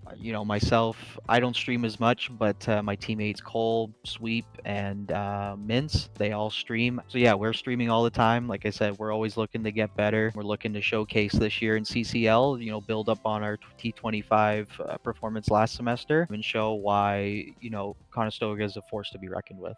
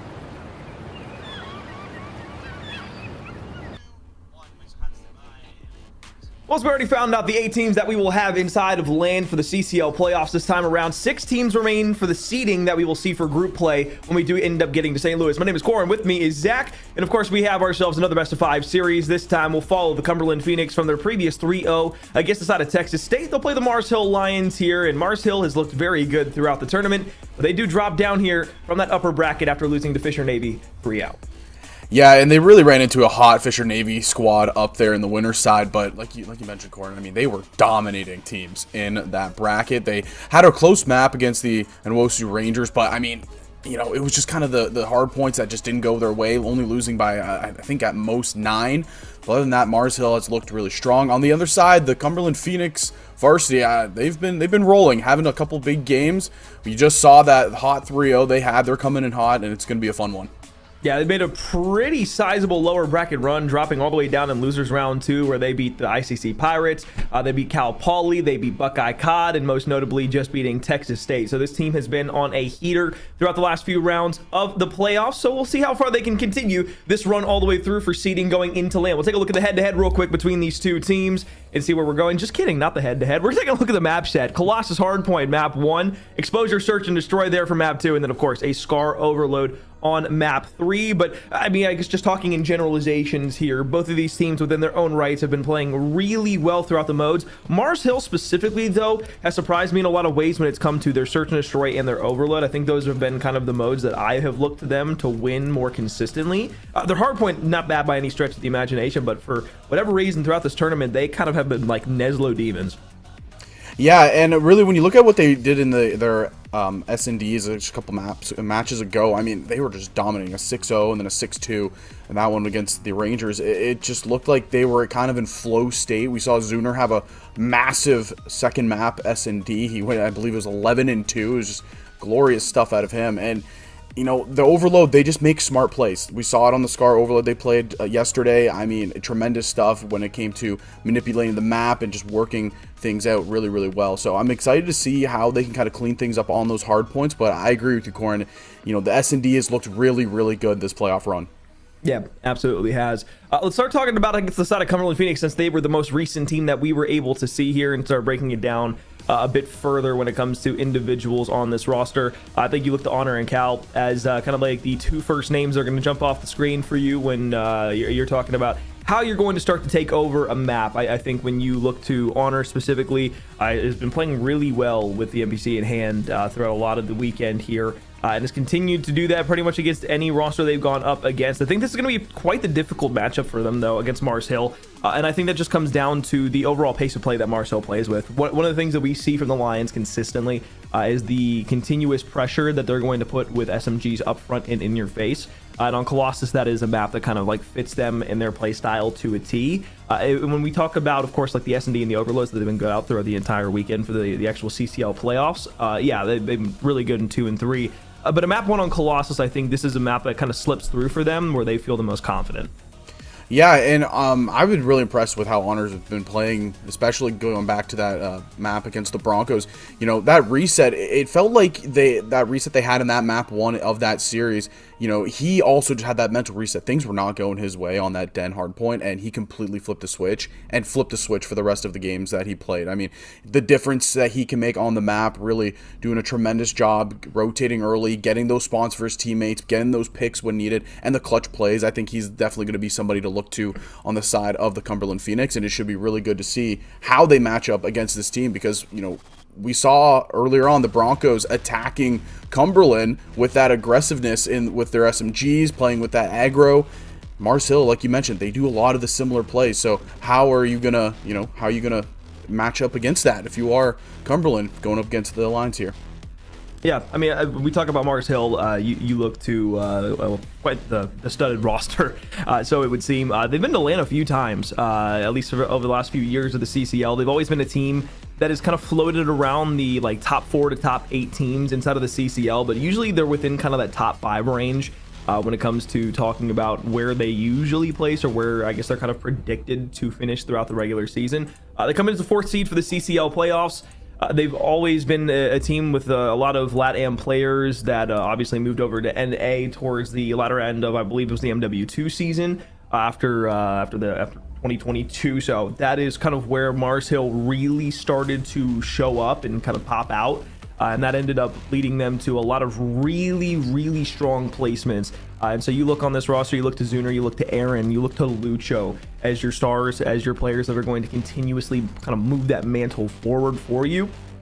And I think for Mars Hill, the kind of play and plan this year is like, okay, we've been to the postseason, we've made deep runs, we've been like kind of like at the precipice of being able to take that next step in the CCL. It's like, where do you go from here now? Because we've gotten to a point where we've seen them kind of consistently be, again, a top team within the Collegiate Call of Duty League, but they've never been able to get over that hump. We haven't seen them in a grand final. We haven't seen them be able to take down an Oklahoma Christian, a St. Clair, those top teams, a Northwood, a Fisher, for example, in the winners bracket where they ended up losing 3-0 to them. It's like, we haven't seen them beat those teams.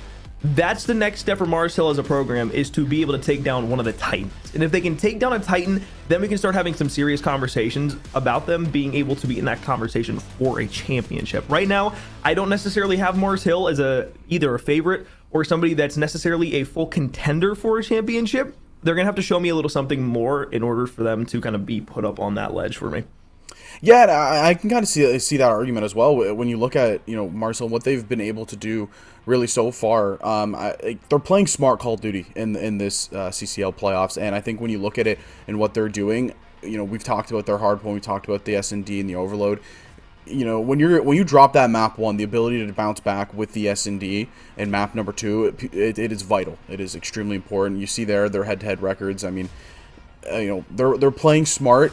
I agree on the path. They need to have one of those moments where they can beat one of those big dogs, and they really need to just kind of grind through this lower bracket run here to get back up there to have a chance to have that prove it moment. And with how they're playing, with the clutch plays that Zuner has been having really all playoff long, I can very much see them having that moment possibly where they can get that chance to get their get back.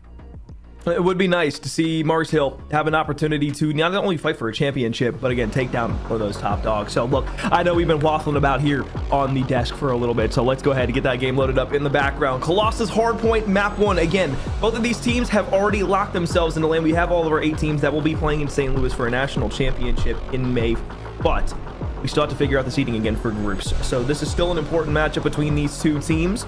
And of course, the winner of this will have that higher and elevated seed, making it an easier road for them to be able to play not only for the championship, but to get through the group stage out into the bracket. That being said, though, Cumberland looking very good. I know we kind of dove into that at the top of the stream, but I want to continue that narrative forward here. Their lower bracket run, very reminiscent of what we saw almost back in Black Ops 4 from 100 Thieves in the lower bracket, where they were able to really push it all the way down to the end, and unfortunately just fell short in the grand finals against what was a talented E-United roster. It was a crazy lower bracket run back then, and like you mentioned, Cumberland is doing the same thing here with their lower bracket run. Who would have thought that a little bit of a hot reset in a map 1 against the Broncos would kind of get them feeling themselves again for these later maps, but this is going to be a good one, Corn. I hope so. Here we go. Nades over middle. Disfigure looking out to get by P4. Got good set nades from Mars Hill that are going to land, weaken up these players over by Stone. First gunfight going to go the way of Zuner. And we'll look for another one out towards the right-hand side. 3-1 inside of the kill feed early on here from Mars Hill. That's going to be all 4 down. Spawns back over by Blue. It's going to be actually a 1-2 split, and they're going to get parallels on the north side of the map and in through Yellow. It is going to be all Mars Hill once again. Lucho tries for the snap, but it's not being one. There might be a concession. Yeah, and it's been a really good job early on from Mars Hill. You see they immediately flip that spawn, working through well here on P1, and it's just been a lot of good gunfights coming the way of Aaron. Early on, he took the route up through the top of P3, went through tunnel, and just completely flanked the side of Cumberland. And the fighting here, Mars Hill doing a great job, and Zuner picking up a big 2 right there, but it looks like the spawns reflip. Phoenix are going to have control of P2 side. Scrap time going the way to Mars Hill. You lose some early time on P1, but you get yourself set up for the early money hill on P2. First gunfight goes to Honor. Has the dropkick in hand, but they need to be careful. AG making a long flanking route all the way through P3, and this might be enough to upset the spawns here. They should get some parallels. It's actually going to be deep spawns directly on the hardpoint for P4. In the back, AG will finally fall, and that's going to secure Cumberland back. Over on the right-hand side of the minimap, you look back to Stone now from the front. There's a double challenge coming through. Syra with 3 HP. Yeah, they do a good job with the double challenge, but oh, the team nade coming through AG right there onto Zuner. And it's been good pressure here on P2 from Mars Hill. Phoenix have been holding it down.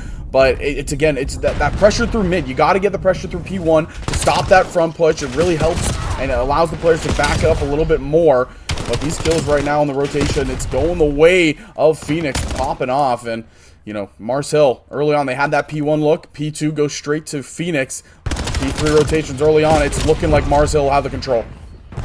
Good lockdown early trade. Calamity now with a stun and a Semtex inside of green will force the player to back off, take an aggressive challenge out for the first. Lays down with 11 HP. They know they've still got one inside of P3 they have to take care of, and they'll do just that. Second one on the challenge, you betcha. Through blue, Cumberland break, and green as well. They're going to tandem this effort back over towards yellow. They've got Mars Hill locked down, only really playing their spawn side right now. Yeah, good job here. Honor playing a smart move outside of tunnel. You just making sure to hold that, making sure the push stays just at the front, calling that out to your teammates early on. I mean, it has really been the Honor show. He's done a good job of moving around for his team, pushing up. Cal is red hot as well, pulling out that Dravik. And we've seen a couple players still using the Dravik, most using that NPC, but Cal, he's liking what he's using with there at 11 and 7. Yeah, we talked about Cal, we talked about Honor in the pre-show, and how these two really are the shining stars for this Cumberland roster. Not to put anybody down a pin, but what we've seen from them on a consistency basis has been something to fawn over. At times for Cumberland, looking to make a deeper run this year than they have in the previous few CCL seasons. Sorrow on the back line with the MPC, looking to go ahead and cut down these last two remaining players from Mars Hill. They've got the read out on AG, who's now going to look to push his way forward. Still the yellow side spawns in their favor. P4 control also in their toe. 45 seconds left here. Tons of time to fight for, but it's the 2-2 split in the back line. This spawn still deep for Cumberland.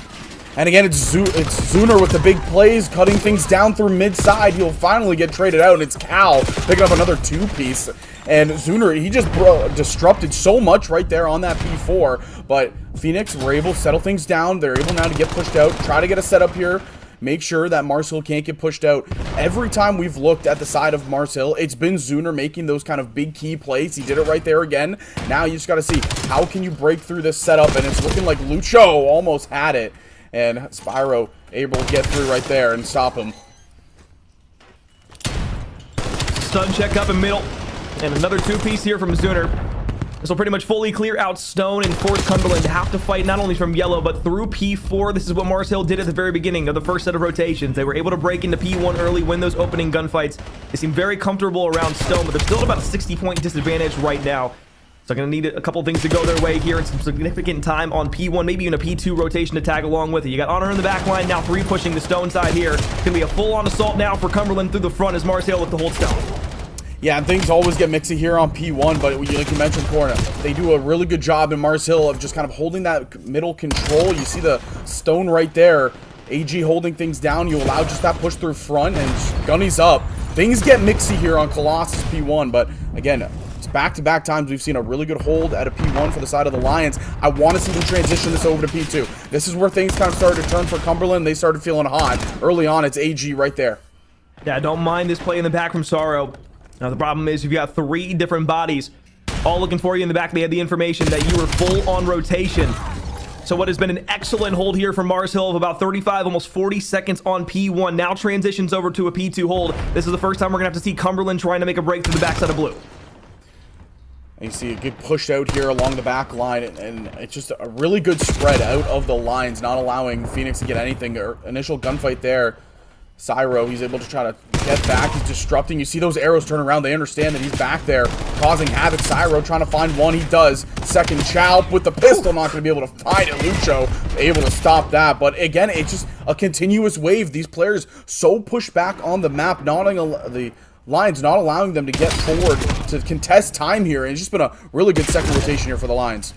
That absolutely has. Gunfights being won, trades effective. They're putting bodies in the right spots and being able to make sure that the small talk and communication is good to find the last remaining player. It might be trying to influence the spawns. Out on rotation, though. You look to Sorrow.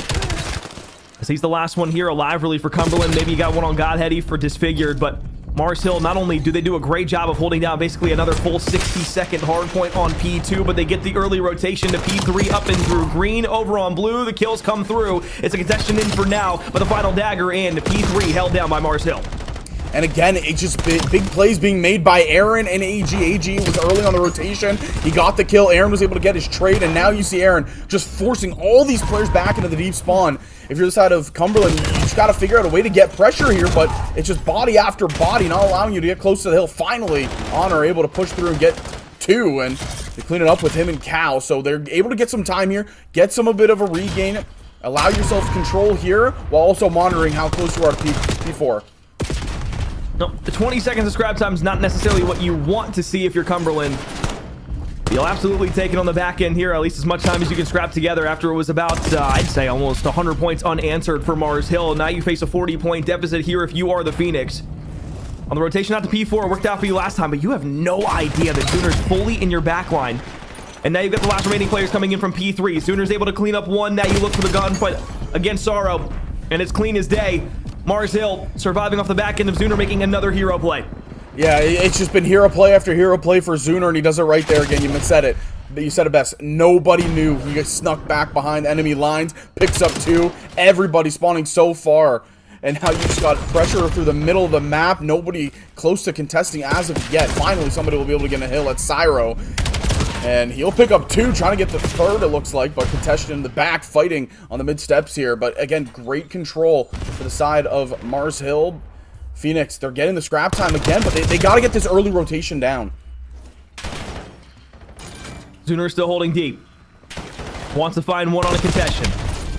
Gunfight on a drop down to the front, you betcha. Doesn't have enough gumption to get the last 2 players from Cumberland knocked off. But again, this is where Mars Hill have been so good throughout the entire game, holding down the statue this time, though. Cumberland, the first team here. Their opportunity now to respond with about 40 seconds of their own in P1. Disfigured on the statue heady. Not going to find anything for it. Straight in from Honor. Sorrow are there for 1. Pistol challenge to the last player over by P4. It's almost 4 dead, but he's still got 1 remaining player here inside of P1, and it's Lucho. He's going to play his life perfect. Yeah, and that's just a beautiful play there by Sorrow, who just continuously shuts down the push. You said it. They've been controlling that stone side so well every P1 hill. Well, Cumberland, they finally realized that, able to send 2 and get the big 2-piece there from Cerro. And now, but again, Mars Hill just continually bullying their way into this hill. It looks like they've cleaned up their hardpoint game, and it's working out well here on the Colossus.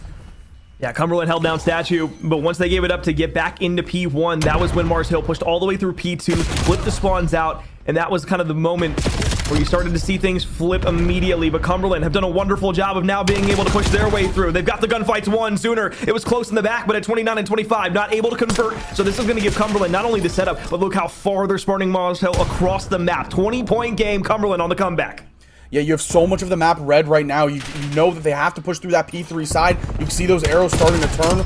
One player sitting at P1. There's just beautiful gunfights wins here. And they're going to double push, try to get the flip. Cerro, who picks it up immediately in the gunfight, can't find anything. You have pressure coming through the front, though, right now for the Lions. Oh, such a big sequence of gunfights in the backside. Completely flips out the spawns. And before Cumberland can get back to the point where they can maybe take the lead in their favor, Mars Hill will get themselves the spawns with 30 seconds left to play for here in P2. Not enough to win it for either side. We're going to have to see a P3, but another break here. Inside of blue, you got 3 bodies now pushing their way forward. 2-for-1 trade immediately for Cumberland. Disfigured in the back line, now looking to continue to fly forward, but you're not able to win the gunfights. It's Sorrow all the way behind. He's got 1, he's got 2 in his sights. Now a 3rd one inside the point. He's not able to get the trade on the final player. So you go P3. Lucho here inside of green. 3 players here from Cumberland. And here's Zooner. You got to make another hero play here to try to break this hill. Get set up. He's able to get 1. The push through tunnel. It's going to be a big one between 4 and 6 on the map down low. And it's, again, the Lions coming away with it. And look at that. It's just such a clean break through the tunnel side. Good body jumps, Calamity. Now it's a 1v1 for the time here, and Aaron's able to find a second with the NPC. Nades and stuns over the top. Trying to weaken up these Mars Hill players as the last push for Cumberland now has to come forward. 7 in a row in a Hellstorm here for Aaron. Looks back over towards green. The pressure now coming into the point. The manifestation of the push that's coming through is Honor, the last alive with 3 seconds left. He might be able to make something happen for it, but can't find AG, and that's the dagger for map 1. Mars Hill and the Lions take the Colossus Hardpoint. Wow.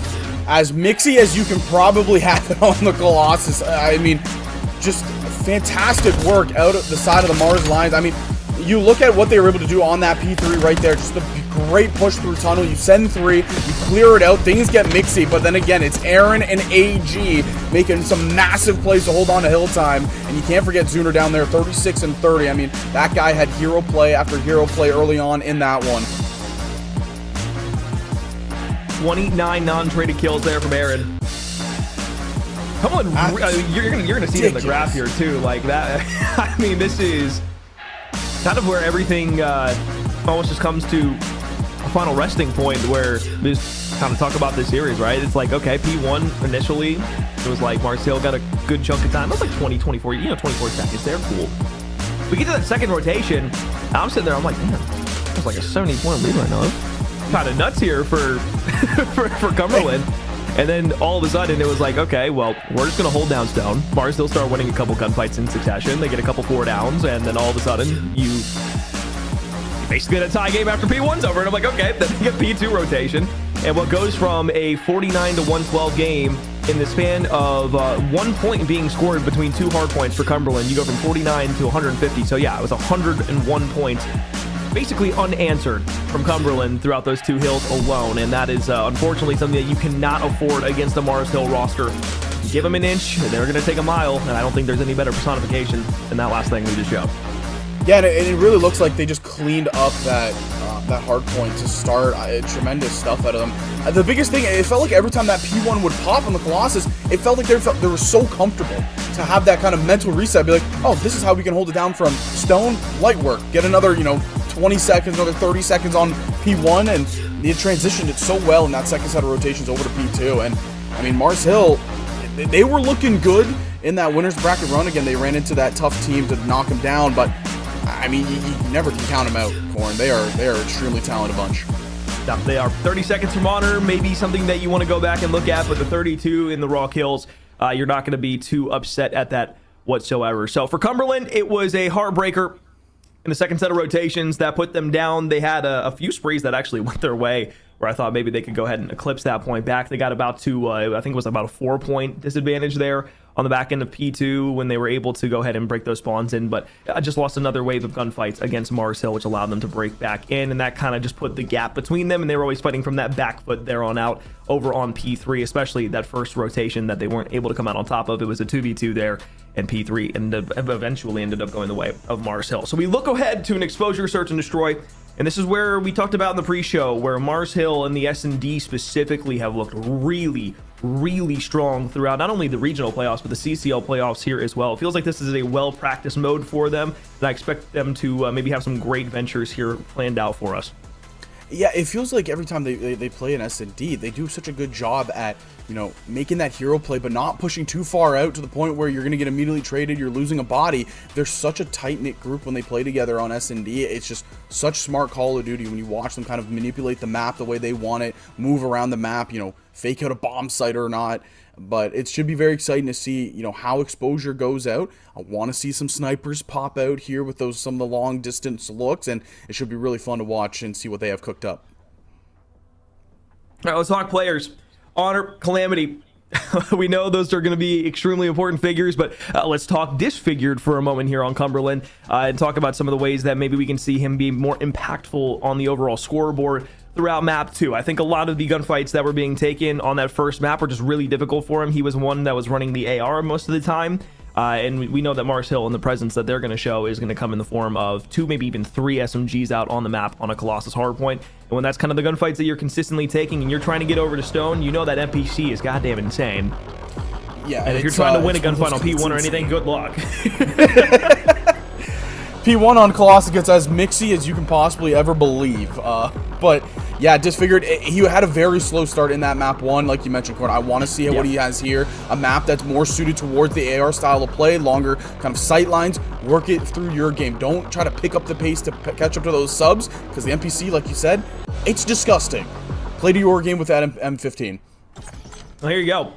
It's gonna be a map that's gonna probably allow Disfigured to at least have a bit more room to breathe on the map. We'll see Lucho on board here first with the NPC in hand. Push over to the B site, 3 stack on it, 1 player up in middle. That's going to be Zuner watching the flank to double in with the NPC SMGs up close. They see one on the top side of the balcony plat, and Sarah will back all the way off over to Jenny. So this is going to effectively give Cumberland the ability to retake this, but Mars Hill has the full bomb site in their favor. And as Honor looks to hop over, it was Aaron looking for support, and he's just able to get that first blood off in the nick of time. Yeah, and the 2 players that push up towards B, it kind of just looks like they just bully their way through, just making sure that defense backs up. This is a great challenge check right there, and immediately Mars Hill doing a good job. Oh, good read by Sorrow to be able to find Lucho on the top side of the plat, but unfortunately, Mars Hill privy to the push that Cumberland had all the way through their backside and spawn, able to clean up the kills one after another. Never really a question if that round was going to be theirs or not after they got that first blood on Honor. Just felt like it was going to be a systematic equation of being able to find every trade on the map. Standard round of search and destroy here on Exposure. We'll flip sides though. Cumberland, an opportunity to go to offense. Yeah, and I want to see Cumberland be a little bit more, a little bit more aggressive on that defensive hold. It just felt like Sero, he got that information, immediately backed up. Those two players took all the spacing possible, and then everybody from the side of Mars Hill just completely flooded that solar area, and it's just tough to get it back. For that first gunfight, Zuner top ring, spots out Disfigure. Not sure if that's a sniper or not, or maybe Disfigure's going for a little bit of chow over the top. See if he can find anybody getting aggressive up through mid. Lane has been pushed out over to P2 for Cumberland on this offensive hit. Aaron laying down bottom ring right now. This could be such a spoiler, especially if Cal drops down and is disfigured. He will be the one who falls early on. Lucho hit fire shots with the AR going to be good enough. Aaron now through middle map. Looks like they're going to be privy to, and they will be 2 versus 2. Now a 1v2. Zuner backs off, has a teammate here for help, and a wonderful bait and switch with the man advantage directly through the P2 door cut is going to give Mars Hill a second round. Well, I mentioned as we were loading in, they do a really good job of just, playing with one another. You see the beautiful bait and switch right there, and then they just both reach out because you say, why not? We got more guns than you. You're going to take that challenge every day of the week if you're Mars Hill, too. You're like, all right, that... we know we're in a 2v1. We just spotted out the second player. It's like, all right. If you're Zuner in that situation, you're saying, feed me a streak, please. Feed me a 4-piece. And you got to have to take that chow there, too, if you're Sorrow. Tons of confidence out of these Mars Hill Alliance right now. I mean, they just look like a well-oiled machine on S&D. Honor pulls out the sniper to retaliate to Zuner on the opposite end, so the force freak has been shut down. No immediate talk about conversation of streaks now. Aaron looks to smoke up, try to cause a diversion on the B site. Honor in middle map will actually spot another one out, but what a slide challenge to be able to get that first blood. Oh, I mean, that was a beautiful snipe. You slide out, you know exactly where the head's going to be. Honor says, I can do whatever I want. It just pops him right there. We picked the wrong POV. At the beginning of that fight, you think the guy that's playing over by the P4 side is going to be able to walk away with it. Now Mars Hill have an interesting choice here. They can kind of just run this clock down as much as they want to. They got 35 seconds. Bomb's working its way over towards A. They're just waiting for somebody to throw a life away, show a little force, maybe get a pick, force a 3v3. But Cumberland aren't having any of it. They're all going to rotate back together. It's a flank route now coming through. Oh, is Zuner going to get the timing? No, it's Aaron, and he gets knocked off it. So 4v2 now on a retake, 35 seconds. Okay, now it took him 3. Yeah, it was always going to be tough. Sero, he got the timing. I mean, Aaron played that to perfection. It's just Sero, he had that gut feeling somebody was waiting over towards the beast bomb site, and he goes back, rechows, and he catches Sero just chowing over top onto the back patio. First round on the board there for Cumberland. It comes off the back of the opening first blood that we saw with the sniper. I think it was actually Cal who had that out and not Honor.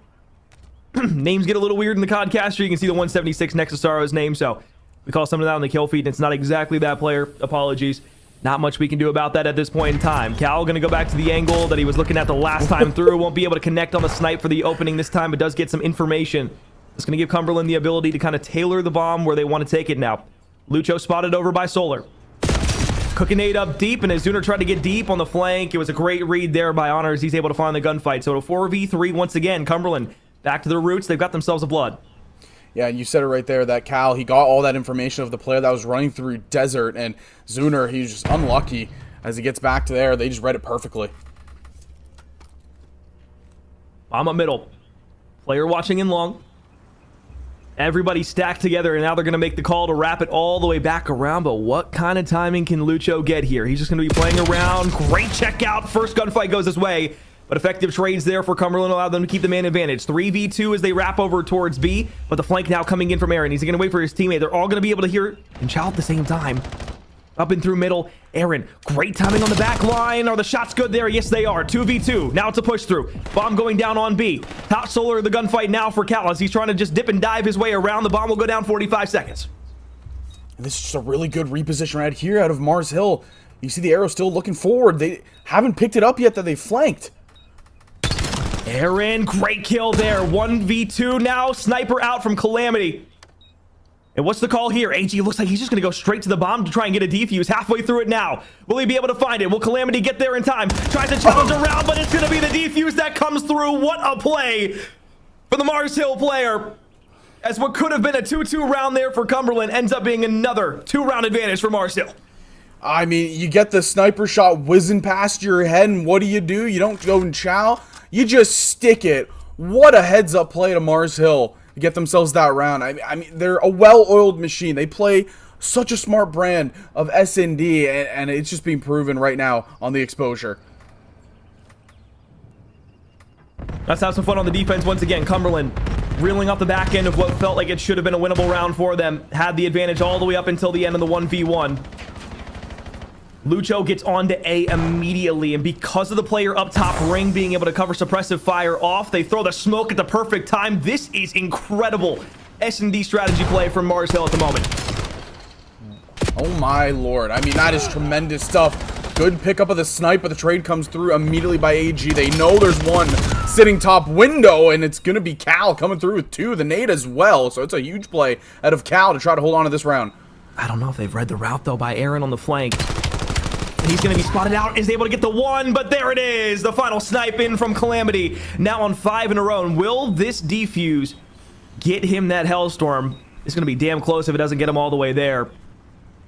And it's not going to show us, of course not. So I'm fairly certain he's going to need probably one more kill to at least get to 6 before he's able to find that Hellstorm in the back pocket. But with the sniper out, it gives him about the best shot at it here in the S&D. To be down 2-3 and be working on the Hellstorm, at the very least, that's something that you're going to be happy about.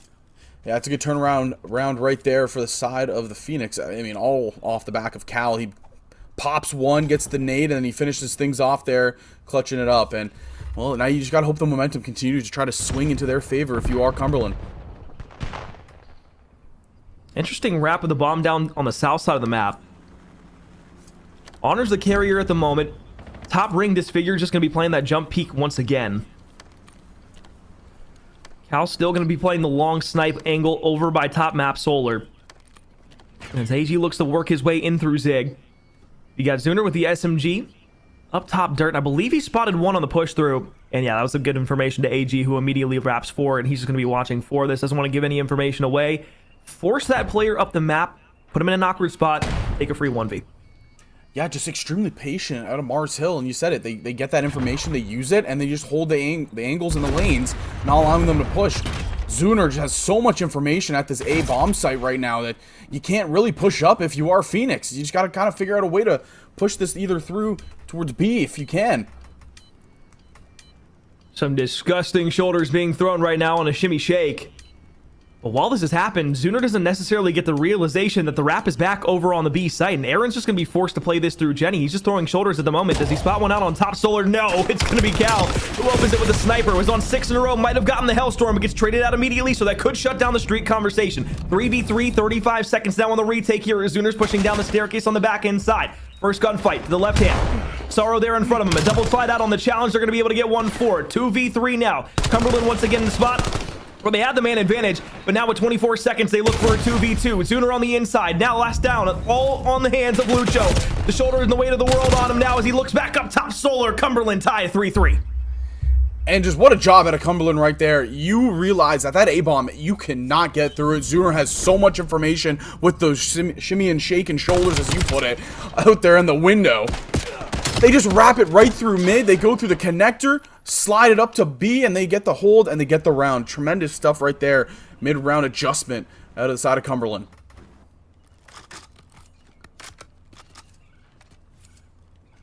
Well, if you're a Cumberland fan, even a player at this point, you probably think this should be a 4-2 game for you at the moment. That 1v1 goes a different way. Instead, we're still looking at a tie game here. Mars Hill, the entire map in front of them. Defensive side for Cal. will just play his life perfectly. And I mean, if you're Honor in that situation, you're going to be able to get a free one every day of the week. Somehow, someway, doesn't get read up long. And that push through into middle map is going to allow things to spread out even further. What a well-placed nade from Cal. Cooks the frag, perfectly lands it on Aaron's feet. Gives him another one-man advantage.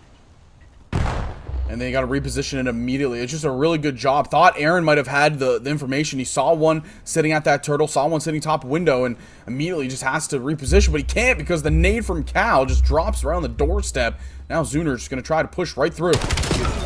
Oh, he's got one for it. And the sniper playing out the back. Able to trade that out is nasty work. You got AG last alive over on the B site. The wrap now all the way back. They're watching the P3 door. He's got 2 here for it. Around the pillar, one will dance, and the second comes for the high-low. 1v2. 4 rounds now to Cumberland. 3 straight after a disappointing 1v1. Is a bounce back we will talk about in the highest of regards. And also considering how good Mars Hill's S&D has looked. I mean, this is just tremendous stuff out of Cumberland. Just really good job of adjusting mid-round, holding your angles, not over-channeling. I mean, the fact that you're holding a sniper in close combat and you have that much confidence, it spells that you're feeling good here in the S&D. Also give a little credit to Disfigured here real quick. 7-5. After what was a rough go of things in map 1. Look to Cal put the sniper up this time as well. Yeah, he very much slowed down his pace of play. Disfigured, I mean, we talked about it, in longer lines of sight, it gets you a better opportunity to get into your game and don't change your pace. Oh, Lucho, 5 HP, gonna cook a nade, just try to put it deep low, maybe get a trade for it instead. Both the players for Cumberland will be able to slide Chow out together. New Lucho is weak, but that allows Zooner and his teammate from Mars Hill inside of middle map to be able to connect on the flank. Pushing deep into the Jenny side. AG's found one for it. Dives back over to the left. Now it's a jump challenge for one all the way through the spawn side. Somehow he survived with 6 HP, but will finally fall. All the while, this is just giving time for Mars Hill to wrap back over. So, hey, you lose your life, but you got one for it. And then again, it was all about playing the timing, making sure the rest of your team could come over and get the help. Fully kill out Cumberland that were trying to push the site there. I don't necessarily think that was an overplay there from Cumberland. It's just a well-read round from Mars Hill. Yeah, AG, I mean, tremendous stuff. You know exactly what you need to do in that moment. You just play your life, wait for the reinforcements to come and help you.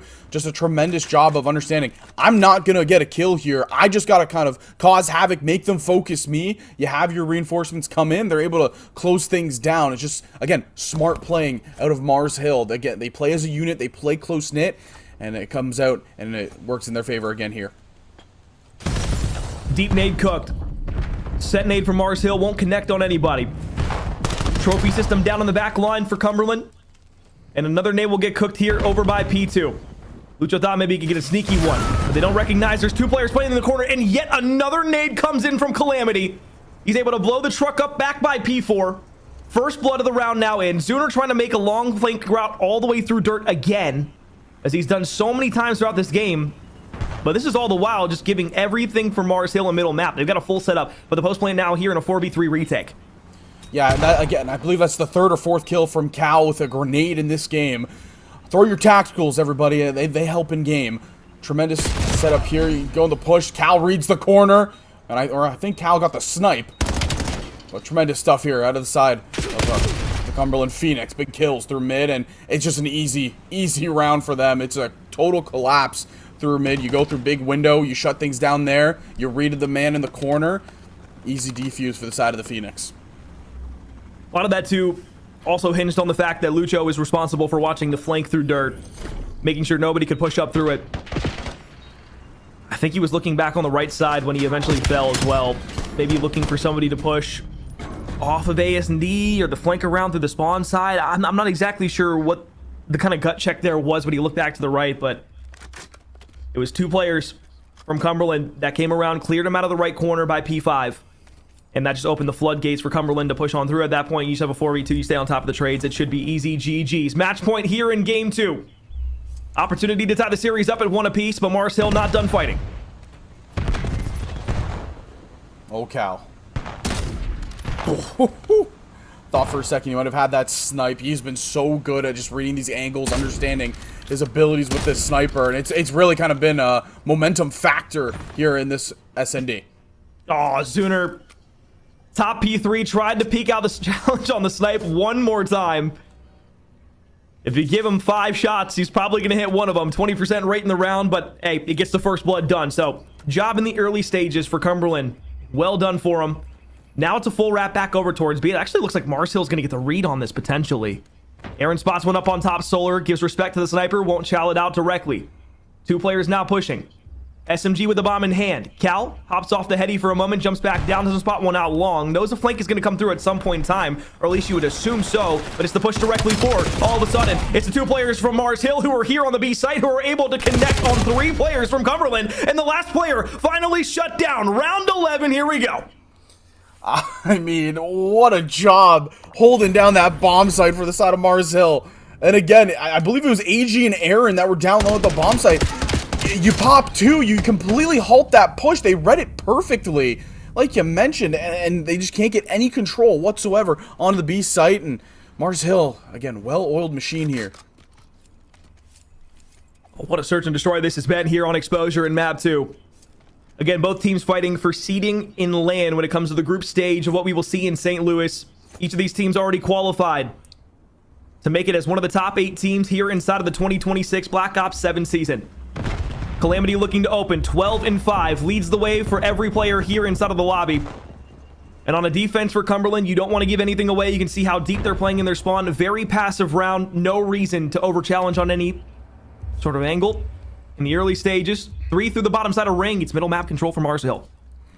Yeah, and you know, Phoenix, they completely back it up right into their spawn. They've just kind of committed that this is going to be a B hit, but it's a smart rewrap down to mid-map and ring for the side of Mars Hill. You know, you're waiting on Aaron to get word saying, hey, we're clear here up at Turtle. You can get the bomb down. But wow, I'm you know, kind of shocked to see Phoenix completely kind of turtle back into their spawn like this.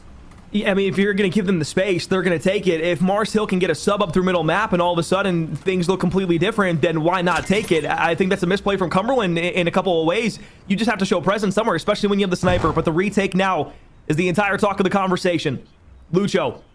Little creddy corner over by Dirt. You can see the long route that's being taken right now, but the timing could not have been worse. I think Honor got through the backline and was able to slip through, but Lucho gets the first blood. It's a trade that goes through. 1v2 now, 2v2.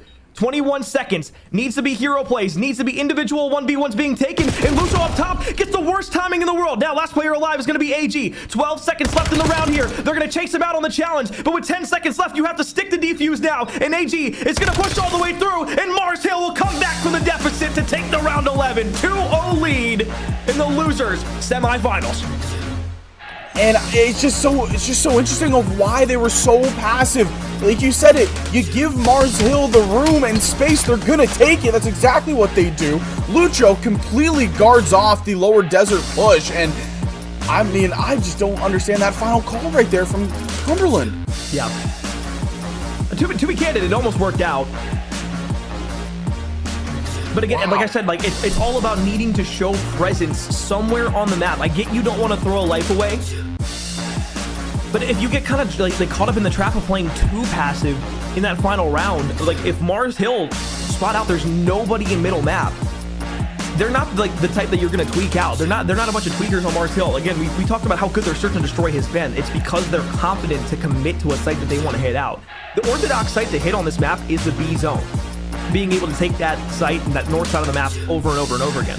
But again, if you're not showing anything in middle map, you don't have anybody Dirt, you don't have anybody top 3 window, or even somebody pushed up in long by Zig to at least get a check on somebody to allow the reinforcements and the rest of the arrows on the mini map to kind of move around and set something up, you're just asking to give the entire map away, and then you have to quite literally clear everything as you're pushing around the map. So yes, it almost works out and they almost come out on top of the gunfights there at the end, but you never want to leave up around 11 to chance.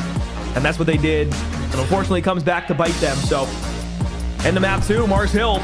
Again, a little comeback there from a 5-4 deficit. All of a sudden see themselves with a 2-0 lead after it felt like Cumberland were in the driver's seat to take map 2.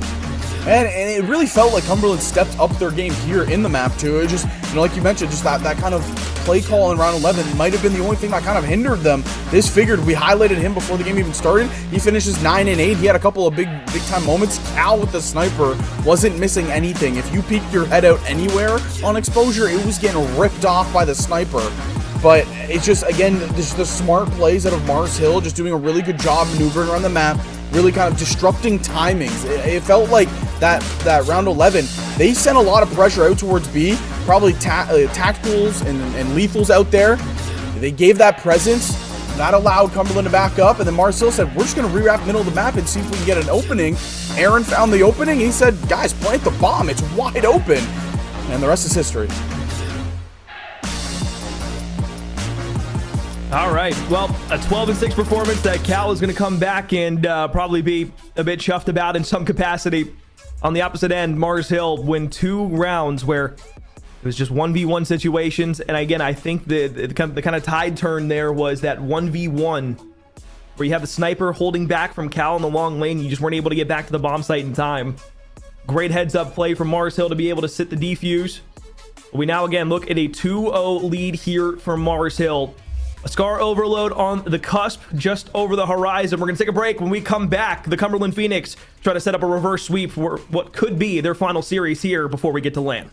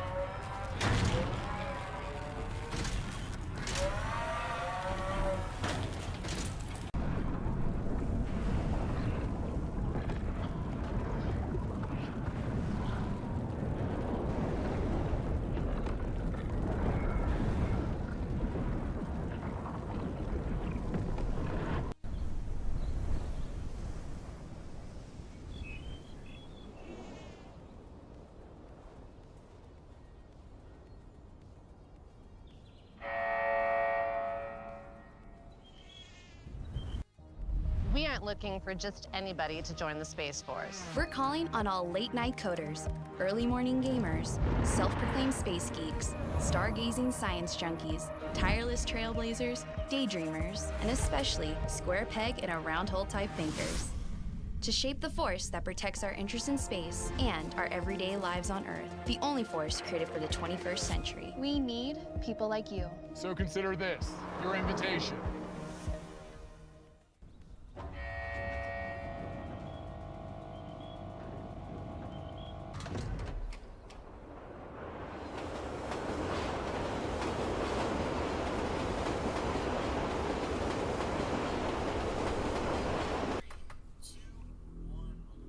2-0 lead for the Mars Hill Lions in a search and destroy round 11 barn burner that goes the distance. They come back